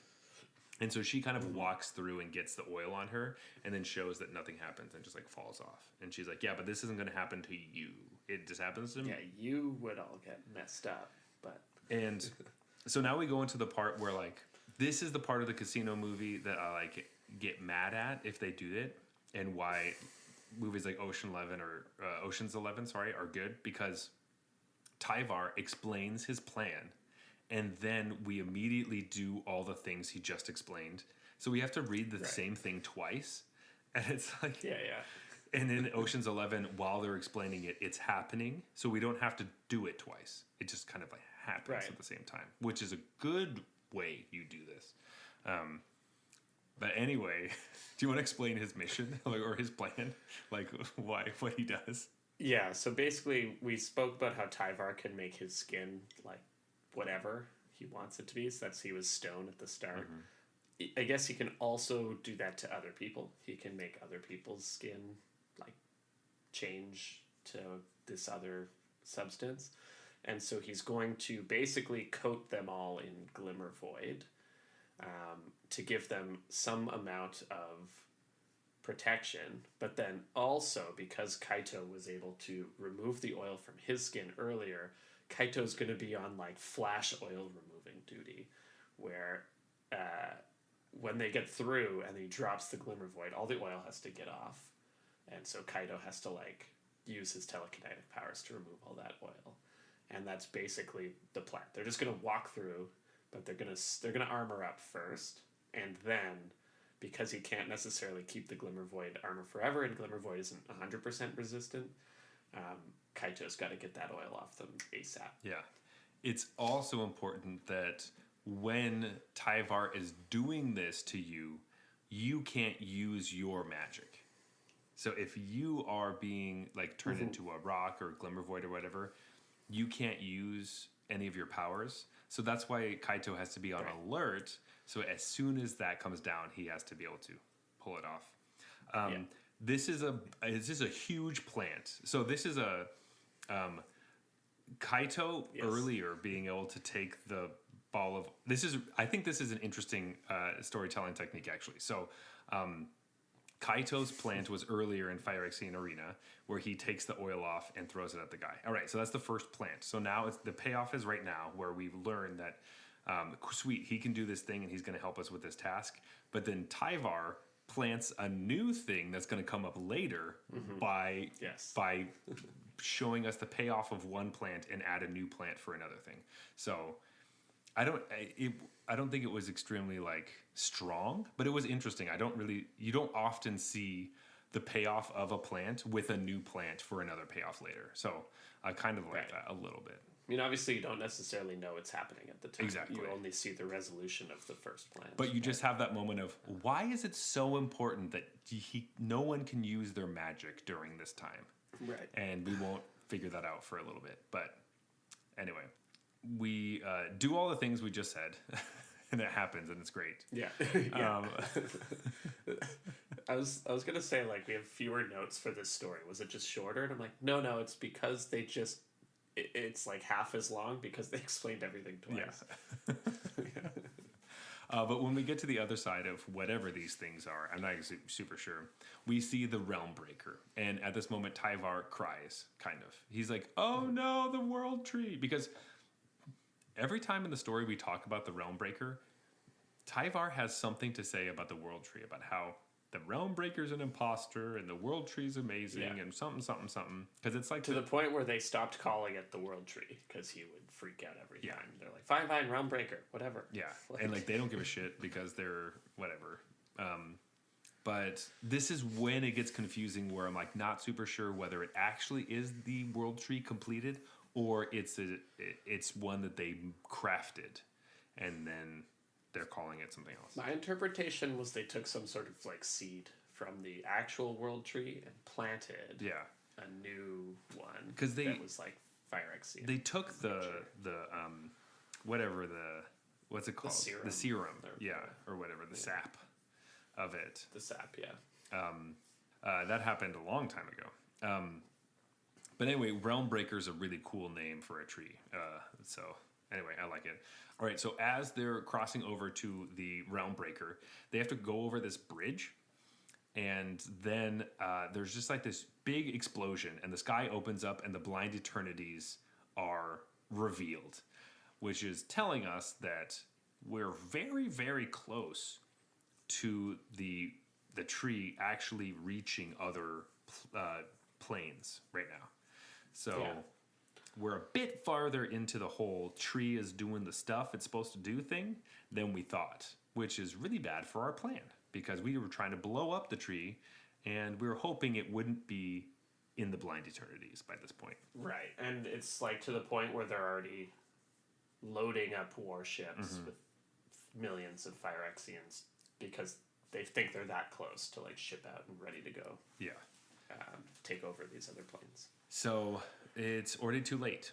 And they know this while this is happening. They're like, fuck, we're too late. Yeah. They're like, dang, that's a shame. Yeah. We get to the other side of the bridge, to the seed core, which is what we've been looking for this whole time. Finally, we get to the bottom, and Karn is there. And he is vivisected. He's messed up. He's just parts in a tree. Yeah. And it's really sad. And everyone's like, what the fuck happened to you? Elspeth is really torn apart about this. And he just tells them that they rejected their father of machines and that he's just there and he's gonna die. Like, he's done. It's like he's just spare parts, basically. What happens next, I don't completely understand because it's another time where someone is in a bad position and they're telling other people to go away and they won't. Okay. So Malira and Koth decide that they want to free Karn from the restraints that he's in. So Koth uses his demolition team that's supposed to help in case the Silex doesn't work to break Karn free from the seed core. I feel like they are so close because now once we get to Karn tells us that where you actually have to detonate the Silex is at the root source, not the seed core. So you have to go find the root source, and that's the place where you should blow it up. Right. Where the whole time we thought it was the seed core. We thought we were already there. And the demolition team's like, well, we're just going to help free Karn, and that's why we came here. Not to blow up the whole thing just in case the other thing didn't work. Yeah, ridiculous. Yeah, but we'll get to why it's less ridiculous in a moment. But anyway, so they stay behind, and then Karn specifically tells Elspeth not to stay and not to run away, but to go with Jace, basically. You need to go with them, finish the mission, blow everything up, kill me or whatever, but like get it done. So we're like, okay, that's the plan. Blow everything up no matter what. That's the plan. Blow it up, blow it up. I'm on board with this plan. It's only the Planeswalkers left. This entire time we've had Malira, Karn, and this detonation crew. They have stayed with, did I say Karn? Koth. Koth. Sorry. And Malira, Koth, and the detonation crew, they're staying with Karn. People are like, what the fuck? Karn's been there The whole time. Yeah, he was just in the background. So they, all the because Koth's a Planeswalker. Yeah, anyway, so Malira, Koth, and the demolition crew, they're all staying with Karn to help free him or whatever. And the rest of the Planeswalkers who are not native to this plane are going to the root source to blow up the Realm Breaker. But while this is happening, we can look up and see that the omen paths are starting to open up from the Realm Breaker, which are the things that help you get to the planes, which Tyavar's like, oh shit, that's an omen path. I know what that is. Because those are what help you go between between realms on call time, if I'm not mistaken. Right. Yeah. And that's how they go through their stuff. Because their entire plane is basically like its own little multiverse. Go back and listen to Drunken Vorthos call time from years ago if you want to learn more about that. Yeah. And we get to basically where we're trying to go. But we run into Ajani and Tybalt. They show up. And Ajani looks very different because he is all clad in like Elish Norn merchandise. He went to the gift shop and he got it all decked out. Yeah, that's right. He's like he kind of looks like he's a NASCAR driver, or like he's got all his Elish Norn stuff. And you're like, whoa, did you get paid for that, or do you just like you just really like Elish Norn? Yeah. But luckily, Tybalt is... He's a super fan. Yeah, he's a super fan. Tybalt is just completed. He doesn't look like Elishnorn with like all the white and the red and stuff. He's just how he is, but he's got like a... Mostly his tail's just split in two. Yeah, it's like razors and cool stuff. So he just looks cooler. Nice. And we get to our story spotlight number 5, Complete Devotion, where Johnny is fighting Elspeth. He's basically talking to her very calmly, which is scary for her, and talking about how she should be completed just like him so they can be together and be at home, which is a really big piece of Elspeth's character, is feeling like she doesn't have a home. So him offering her a home is exactly what she wants, though she pushes away and isn't tempted even. This isn't exactly the home that she wants. Yeah, not so much. She was kind of, I don't remember what plane she was born on, but she does have very early memories of Phyrexians torturing her and the people in her cell. So I don't think she's really... This could be her home. This is her home, actually, probably. But not... She doesn't like it. Well, yeah, maybe old Phyrexia was her home, I guess. Yeah. But anyway, a battle breaks out, and that is the end of episode number 4. Yeah, it's pretty sick because basically Tyvar and Elspeth are like, you guys go. So Jace, Kaya, and Kaito are going to leave. And then Tyvar and Elspeth are going to stay and like 2v2 Johnny and Tybalt. And Tyvar's just like, this story ends with Tyvar just being like, all right, shall we? Mm-hmm. Shall we engage or something like that? This is a cutscene from Mortal Kombat.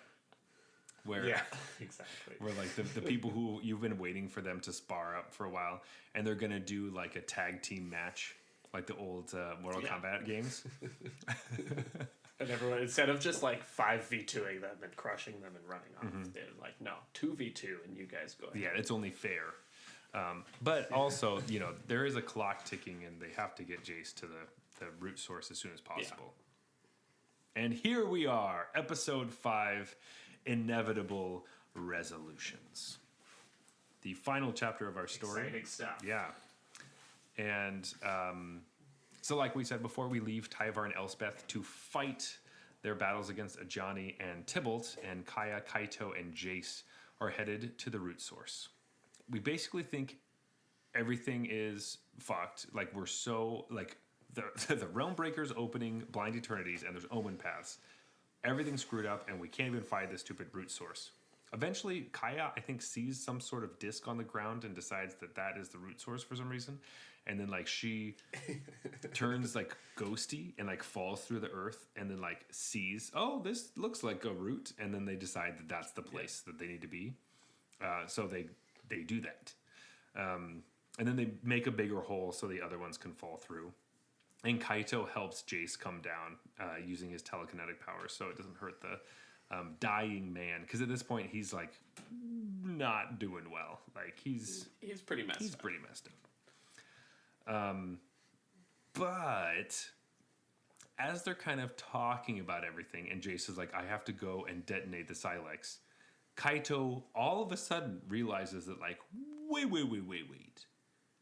The Silex could blow up Kamigawa?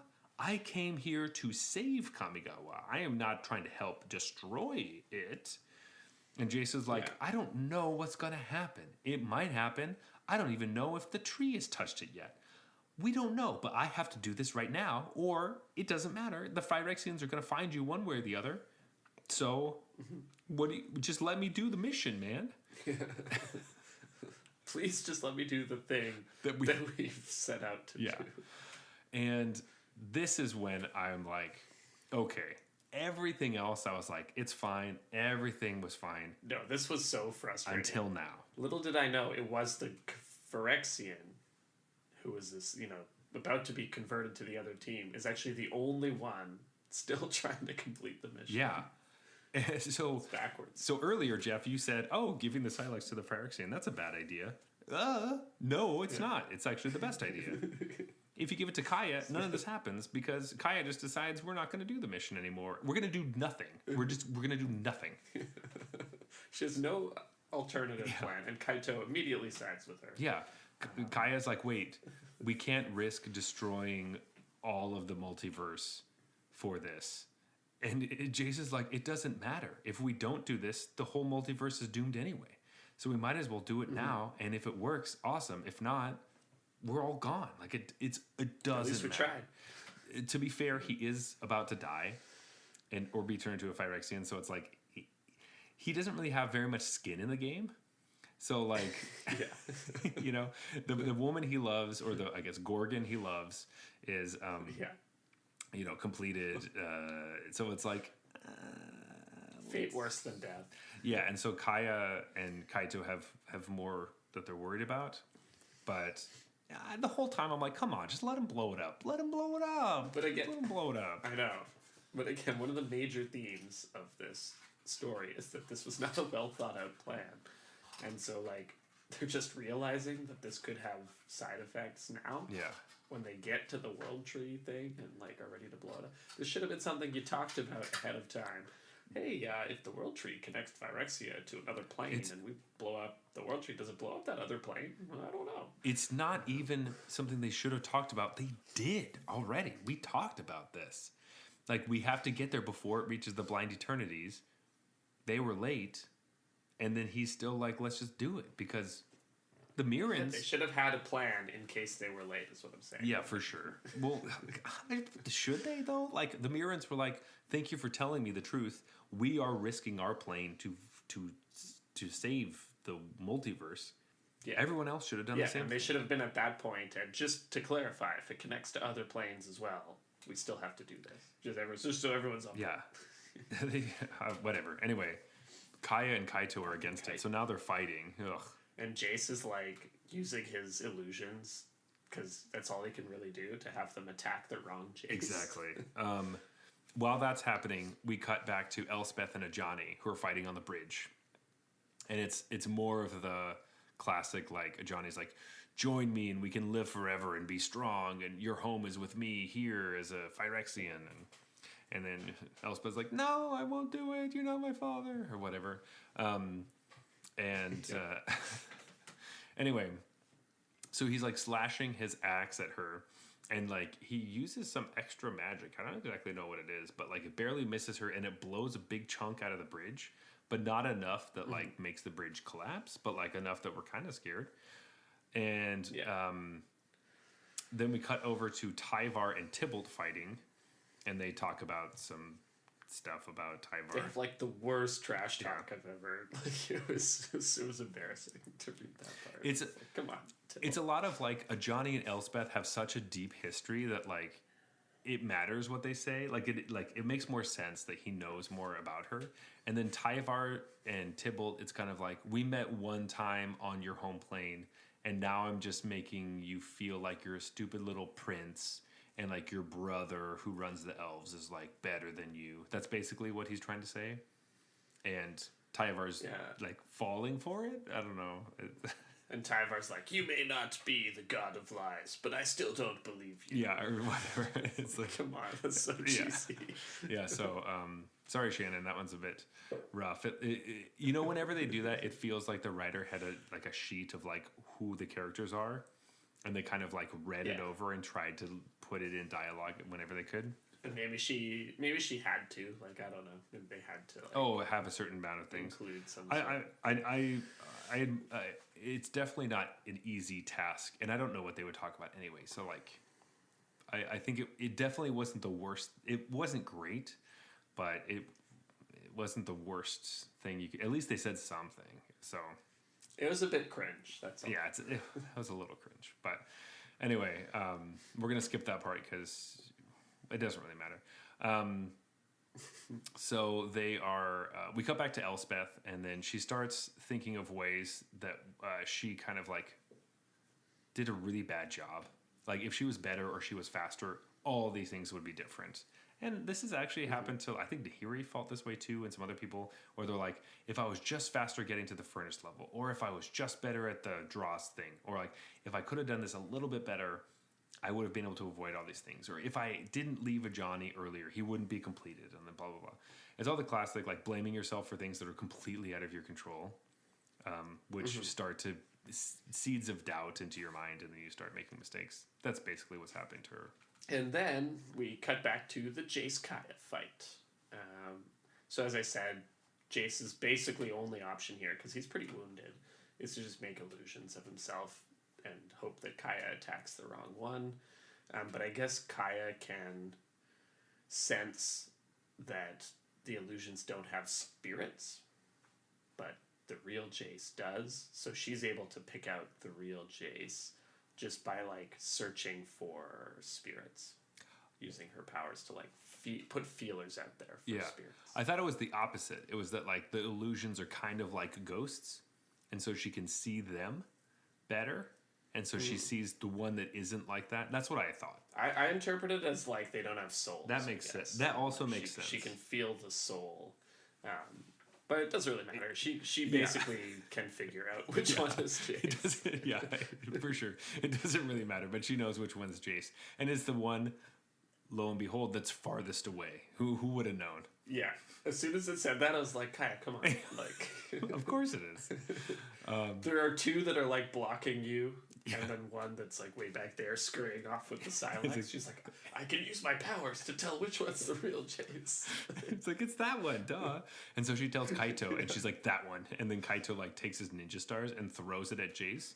And Jace like doesn't do anything and gets hit with the ninja stars in his arm. And he's like, oh fuck, on my arm.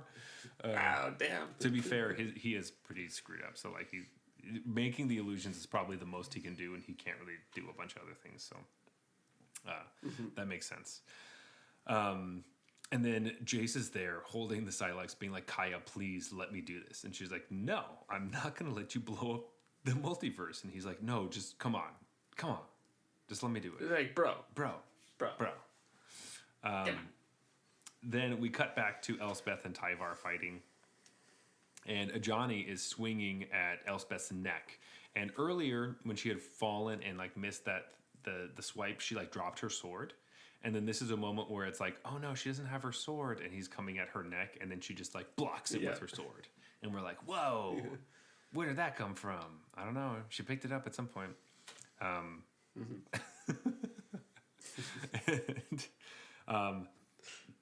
So Tyvar does this thing. He's all glimmer voidy now. And he grabs Tybalt, and then he starts to do the thing from before. So remember when I said that if he gives somebody else the power that he has, they can't use their magic? Well, Tyvar grabs Tybalt by the throat and starts making him glimmer voidy too. So Tybalt can't do any of his little tricks or whatever. And that brings us to story spotlight number 6, which is Tyvar's stand. And hey, so this is the payoff for the plant we had earlier, where, hey, this makes sense why making him, quote unquote, stronger would stop him from doing magic things. Not amazing, but I like it. Yeah, and basically all of that self-doubt that Elspeth was feeling was Tybalt's magic. Yeah. So when he does this to block Tybalt's magic, Elspeth's like, wait a minute, no, I'm dope. And then she starts to whoop Johnny's ass. Mm-hmm. And so, he pushes him to the ground, and then Tyvar takes Tybalt, grabs his tail, which Tybalt is trying to use to like stab Tyvar. He grabs it and pushes it right into his chest where his heart would be, which is important because he doesn't have a heart anymore because he's a Phyrexian and they don't have hearts. And he slams him into the bridge. And I think he might go through the bridge, and I think he's gone. Oh, yeah. I think he's like... Oh, he's super dead. He's like super dead. Tyvar messes him. Yeah, which is kind of sick. Because Tyvar's pretty pissed that he impersonated the God of Lies and kind of fucked with his plan. Tyvar likes Kaldheim, if you didn't know. Yeah. And, just a little bit. Tybalt messed with it, yeah. So... Not cool, man. Not cool. And like, what did he even have to do there? He was just like distracting them while Vorinclex took the serum stuff, right? Yeah. Because his whole arc was kind of stupid. So he like opened up something that caused. He made like a doom scar, sort of and then he had a right. He like opened it, like he smashed some realms together, and there's a doom scar, and there's some fighting, but like nothing ended up really happening, and it was totally fine. Classic magic story. Anyway, after this happens, Elspeth runs away. Now we are back with Kaya, who grabs the Silex from Jace because he's kind of dead-ish, and she was in her like ghost form when she did it. And as she comes out of her ghost form to hold the Silex starts to vanish and like turns into a mist. And she looks over and realizes that Jace was actually holding an illusion, and he has the real Silex in his hands. Fucking Jace with his mind tricks. Crazy. And this brings us to story spotlight number 7, Bring the Ending. Which is like weirdly a counterspell. I feel like it should be like a bounce spell or something, or like a... But anyways, he says sorry, and he starts to activate the Silex. Now, it says something about like he knows the actual words don't matter, but he just decides to say the same thing that Urza said, which he knows because Kaya knows, because Teferi knows, kind of deal. But he says, wipe the land clear, bring the ending. Yeah. Which is pretty cool. He also says, I'm sorry, right after that. I don't know if Urza also said, I'm sorry, but in any case, when we were talking about activating the Silex before, this is what it seems like all you have to do is say the magic word. Right. So, like, does it really matter? It has to be Jace! Yeah. So the Silex is, it's going, it's exploding. But of course, right when that happens, Elspeth jumps down through the hole that they made earlier. And they said, they just kind of said this, that like she saw what was happening and immediately understood the circumstances and knew exactly what to do. Yeah. Which seems very suspect, especially when the plan is Jace is going to detonate the Silex and blow up the Realm Breaker, and you find out that isn't the plan anymore? Somehow. Anyway, Elspeth runs over to Jace, charges him, shoves her sword into him. Oh, yeah. And then takes the Silex into her hands, and she looks over to see Kaito and Kaya, and then she planeswalks away with the Silex as it's exploding, which leads us to story spotlight number 8, which is Vanish into Eternity. Yeah. Which everyone thought was going to be Path to Exile, but it wasn't. No, it is not. No. But that would have been a really cool thing, because we don't really know where she went, but she went, it says, somewhere beyond the Blind Eternities. Whatever the fuck that means. So luckily she's not just going to a random... Imagine she planeswalks to Kamigawa and blows it up. Kaito would be so pissed. Why Kamigawa? Yeah. So it does say on the card, I thought this was interesting. Faced with a blast that would level not only New Phyrexia, but also a dozen innocent worlds, Elspeth consigned it and herself to the nothingness in between. I like that. So I guess she's just gonna like blow up in the Blind Eternities. Maybe Yeah. take a couple of Eldrazi with her. Maybe, hopefully. Did she go to Innistrad's moon? Yeah. That'd be amazing. This is the perfect time Blow up Emrakul. Yeah, to get Emrakul. I mean, in the story, it does say beyond the Blind Eternities, but that doesn't really make any sense because that's like beyond I don't know space. what that means. Yeah. It's like, hey, you know where space is that's infinite? Well, there's something past that, so that's where they went. Beyond that. Maybe she went to universes beyond and blew up like the Lord of the Rings set or something. It's like her and some Transformers and like My Little Ponies and like The Walking Dead. They're gonna have to edit those Lord of the Rings movies where it looks like they're about to win, but then just something happens and they all blow up. Yeah. Anyway, so she's gone. She's gone now. Died again, probably.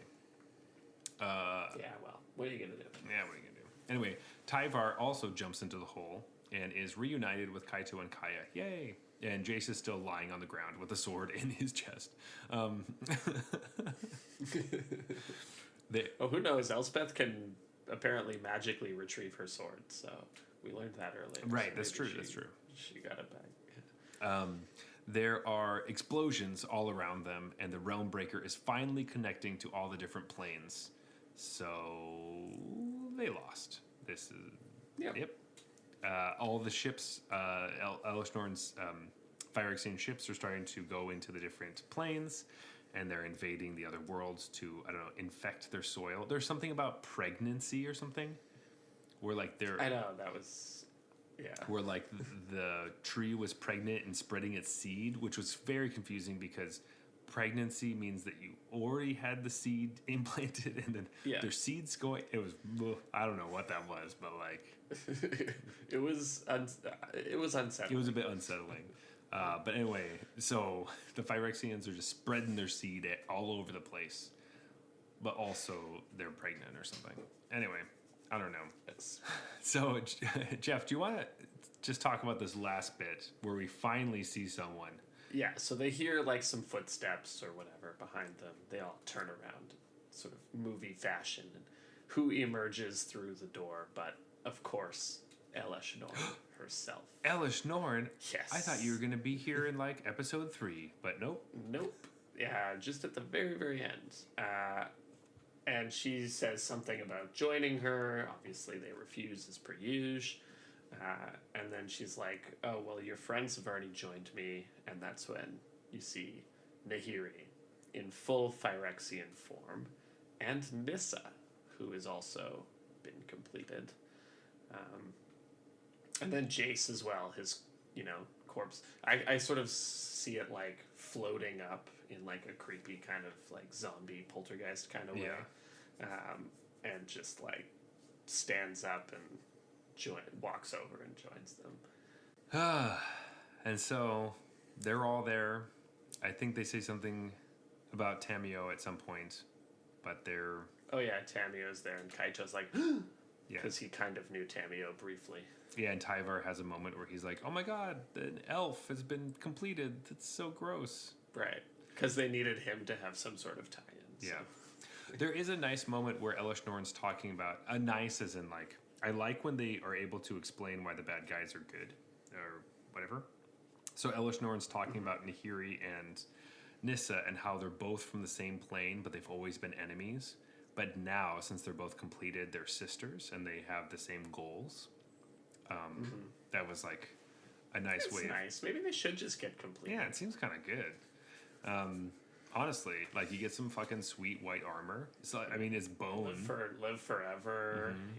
Get more powerful. You're like part of something. Everyone was always talking about how they want community. Like a really nice tight knit community. As well, man. Yeah. Let's do it. Put your oil in me, mommy. Oh God. Anyway, after that, the invasion begins. Yeah, and that's our final story spotlight, which is number 9. All will be one. Let's go to some final thoughts, some conclusions on this before we go into last call. I did like this one, actually. For the most part, it felt like every chapter fit with the other ones.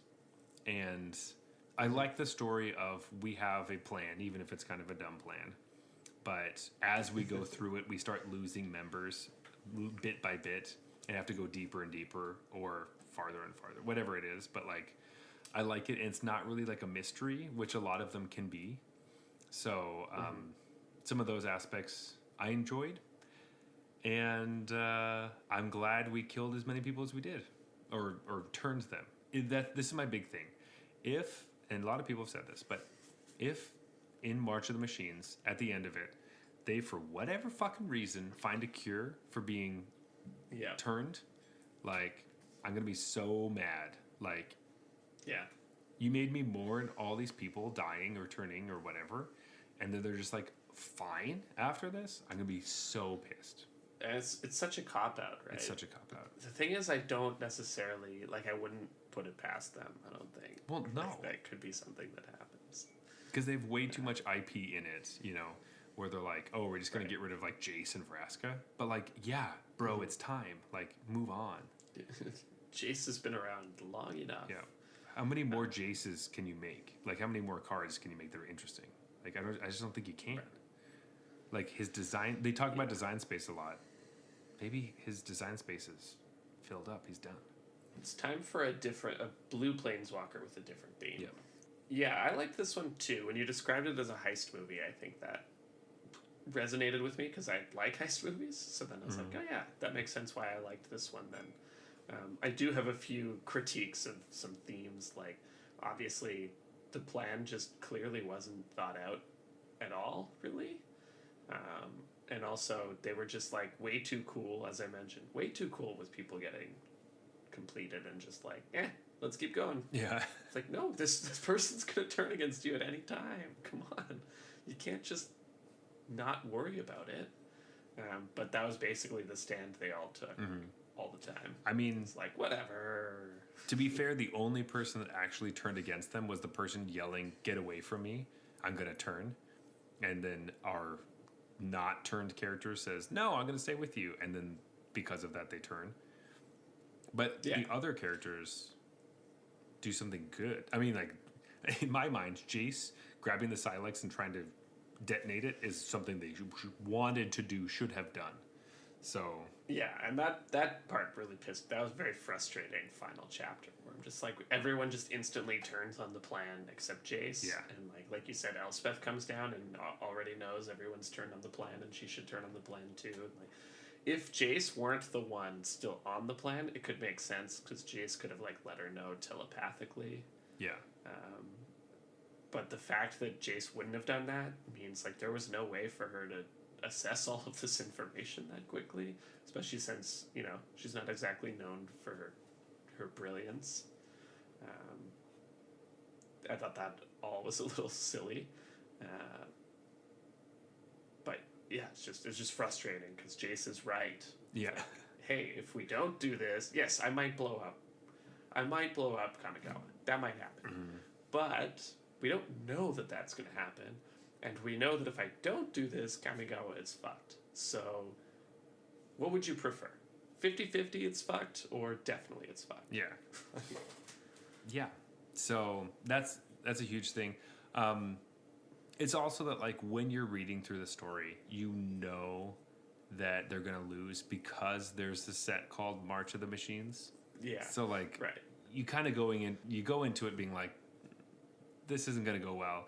And I wonder if their design of it is like, as they're writing the story or deciding what's going to happen with it, they're like, they have to lose, so maybe their plan kind of sucks a little bit, you know? Like, it wasn't the greatest to begin with. The other thing I was going to call out is before reading the story, I was worried that, like, I might have ruined it for myself by looking at card previews and knowing which Planeswalkers get completed. But after reading it, I would say that's not really the case. Like, Nahiri gets the scratch right away, and it's basically clear that she's going to start converting. And similarly with Jace, like, you know he's going to start converting. Vraska, you meet her, and she's essentially completed, and all of the other ones don't matter. So it's just like, actually, I didn't ruin the story at all by knowing that information. So that was nice. Yeah. Because sometimes I think they, like... It sucks when previews ruin the story for you, because I'm obviously going to look at previews. And so I think they did it in a way this time that's like, you can know exactly who's completed and who isn't, but it didn't ruin anything. Yeah. I think you're definitely right with that. It's still hard, like, trying not to have the story ruined for you by cards, because even, like, seeing the thing about Elspeth and the Silex, you see that card and you can read the flavor text. The stuff with the Jace card and all the story spotlight ones come out, but the story comes out, you know, very quickly. But the day that the story comes out, cards will be spoiled from that story right after. And people were talking about, like, the story can get ruined for you in like an hour, like after the story came out. Like, if you don't wait for it to come out and read it immediately, you can immediately get the story ruined for you because of a card that comes out. So they're doing better where the story comes out before the full set review's out, or set the card image gallery. But if they started just doing the story and then, like, letting cards come out just after the story is completed, maybe, like, they could totally do that. because even having the art in the story is enough to be exciting. You know, like, oh, look at this art or whatever. Or some of it's like, one of the cards is like the Silex, but you can see Jace has like some tentacles around his hands, and people were speculating that he was already completed because of just that picture, you know? And so that can be kind of fun. So having as much time to just look at the art and guess what's going to happen or what the cards are or anything. Yeah, I love that the art, and because it's a preview, it doesn't even have the name of the card under it. Like normally it'll have the name of the card whenever they put art in something, but in the stories it won't because it's not out yet. Yeah. Anyway, overall, I think the story was good for Magic stories. Yes. One of the best. One of the better ones, stories. I would say. Yeah. So very, very happy with it. I had, you know, I didn't have a ton of moments of being like, wow, this is so stupid until we were talking about it, because then you start to dissect a bit more of what the story or what the plan was. But for the most part, for me, I'm like, I'm on board for most everything besides things that annoy me, like nobody listened to Jace at the end. But anyway. And I think it was really well written too. Yeah. Like, you know, the only thing we really criticized was the dialogue between Tyvar and Tibbles, and everything else. I thought, if this is the story you have to tell, like, this is well written. Yeah. Even with that, I think that there isn't much getting around. Like, you can't really get around that too much. Like, I think Tybalt's just one of those characters that just has annoying dialogue because he's supposed to be snarky and annoying. And Tyvar is like the opposite, like no humor, just full stoic kind of. Yeah. So kind of just the dumb whatevers. So I think that task was difficult, but the rest of it, I agree. I think Shannon McGuire did a really good job. As we're closing things out, do you want to go to last call and drink the last beer and rate all of them? Let's do it.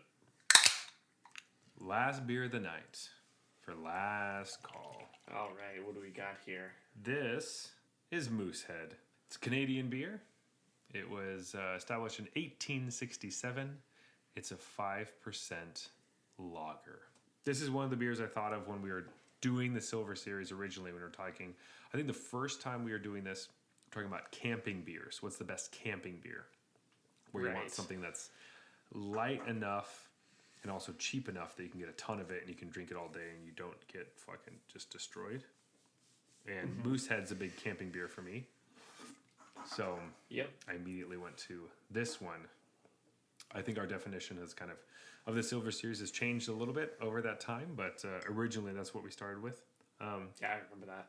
We're going to get into ratings soon, and I really don't know where I'm going, man. I have some loose thoughts, but it's so hard. Why do we do this to ourselves? I don't know why we do this. But if you haven't tasted a bunch of like silver beers together, we say this every time, but it's really fun. And then you start to realize that like something that you always thought was silver, it might not necessarily be higher than silver, but it's hard to be on the same axis. Before the show, I was talking to Jeff about how the last Silver Series we did was like 3 lagers and a Pilsner, and we picked the Pilsner. And we're like, maybe it's not fair to the lagers that we put a Pilsner in with them. So this time around, we have 2 lagers, a blonde ale, and a Pilsner. So we'll figure out what we really think about it. But as always, we usually rate on a scale of bronze to mythic. But today it's all silvers. So silver 4 is the worst. Silver 1 is the best. We're going to start at silver 4 and work our way up. Just like Arena. Yeah. Where I am probably right now as the season is about to reset. Or it has already reset. I'm like bronze 4 for sure. Yeah. All right, are you ready with your silver 4? I think I have mine. Oh, man. It's hard to say this, but I think my silver 4 has a 4 in its name. And so that's, you know, it also has a 1. It could have gone either way, but it's Cronenberg 1664. All right. It's my choice for silver 4. Interesting. I think we're going to be quite a bit different, my friend. Uh-oh. Just because with going through these beers, and I've been putting this one higher in my mind since we did the last Silver Series, and it was like, oh, this is great. I like this beer. Today, having it against all these other ones, I'm going to say my silver 4 is the Pilsner. Oh, interesting. Yeah. I was thinking that I was going to put it way high, but I think just because it tastes so different, it really threw me off. Being like, oh, this is not what I was hoping for at all. I didn't. It has a much stronger taste, and it's not what I was looking for at all. So. Yeah, we have different lists then. Yeah, for sure. That's what I was thinking you would say. I'm probably going to say my silver 3 was Keith's, actually, because it tasted tinny off of the first couple of tastes I had. I was just like, oh, that's not what you like. You really want to open it up and like the first sip to be like, yes, and like it came off very, I don't know, aluminum. Just not exactly what I was wanting. Yeah, this is hilarious. We're gonna have to figure what to do because we have opposite lists. Yeah. My silver 3 is Moosehead. For that same reason, I think mine's like a little skunked or something, or it has this like it doesn't taste right. Interesting. And I don't know if that's just because it's next to these other ones, or I actually got like an old one or something like that. But I have that like aluminum flavor coming through on my Moosehead. Interesting. Very interesting, because I don't have that at all. It's very like, it's much sweeter. And I do remember it being, Moosehead is sweet. I always forget this, but like when I go camping, I have a ton. I remember that moment being like, I don't know if I can have another one because it feels so sweet. Right. Yeah. Which I guess I'm gonna give silver 2 to Moosehead because I really like it, but it sometimes that sweetness gets me. My silver 2 was Pilsner. Yeah. Or Cal. And so that puts my number 1 at Keith's. Yeah, Keith's. Mine does not taste tinny, but now I'm in my head about like, is it because it's an ale and the other ones are not ales? But I had the opposite effect of you, where I took the first sip and I'm like, oh yeah, that's a nice change of pace. And I wonder if that like set this balance for everything. Having it after the Cronenberg was like, oh man, that's way better than the Cronenberg. Yeah. Which is really funny because I had it after the Cronenberg being like, ugh, whoa. Oh, this is so much worse. What happened? I was thinking the Cronenberg was going to be the one I didn't like because it had simple syrup in it. And like, I was just so put off by that. But then it just felt like light and nice. And then I guess maybe that was what I was hoping for this episode. I was thinking that going into it, I thought Pilsner was going to be my highest one. But I ended up just really not caring for the front half of the taste. So it might have been some expectations there as well. I think it's a bit of expectations, but it's so impossible to have like opinions on things you don't have expectations for. So me coming into it being like, oh, Pilsner's for sure going to be number 1, and it was number 4. Nowhere would I think that I would like Cronenberg the most. I don't know if it just led off being like nice, crisp. Yeah, I came in thinking Moosehead would be my winner because that's what I have in my mind. It's like, oh, I like Moosehead, so that's going to be probably the one that wins because it's the one I'm most familiar with. And Moosehead did not do particularly well on my list. So that's so interesting.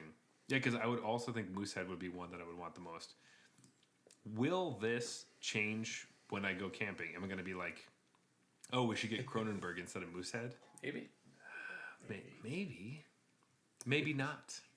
Maybe I'll think about getting Cronenberg. Cronenberg is the beer that like Catherine will drink, like the lighter one.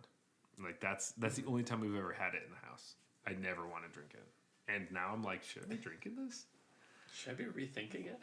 It feels weird. Meanwhile, I don't have to worry about it. No Cronenberg in my house. Yeah.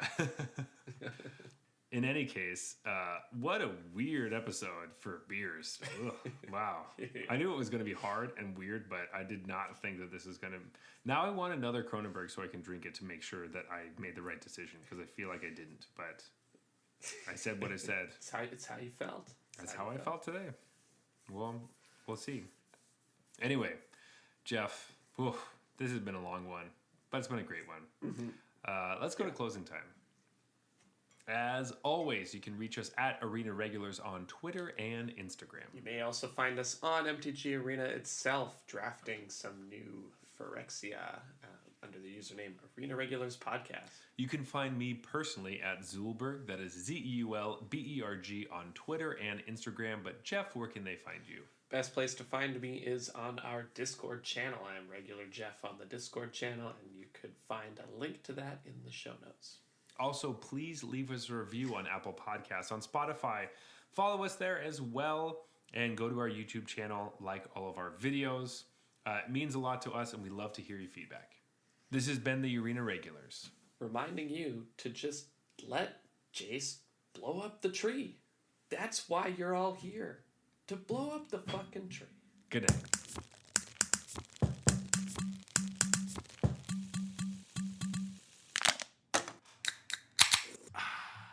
All right, that's fine.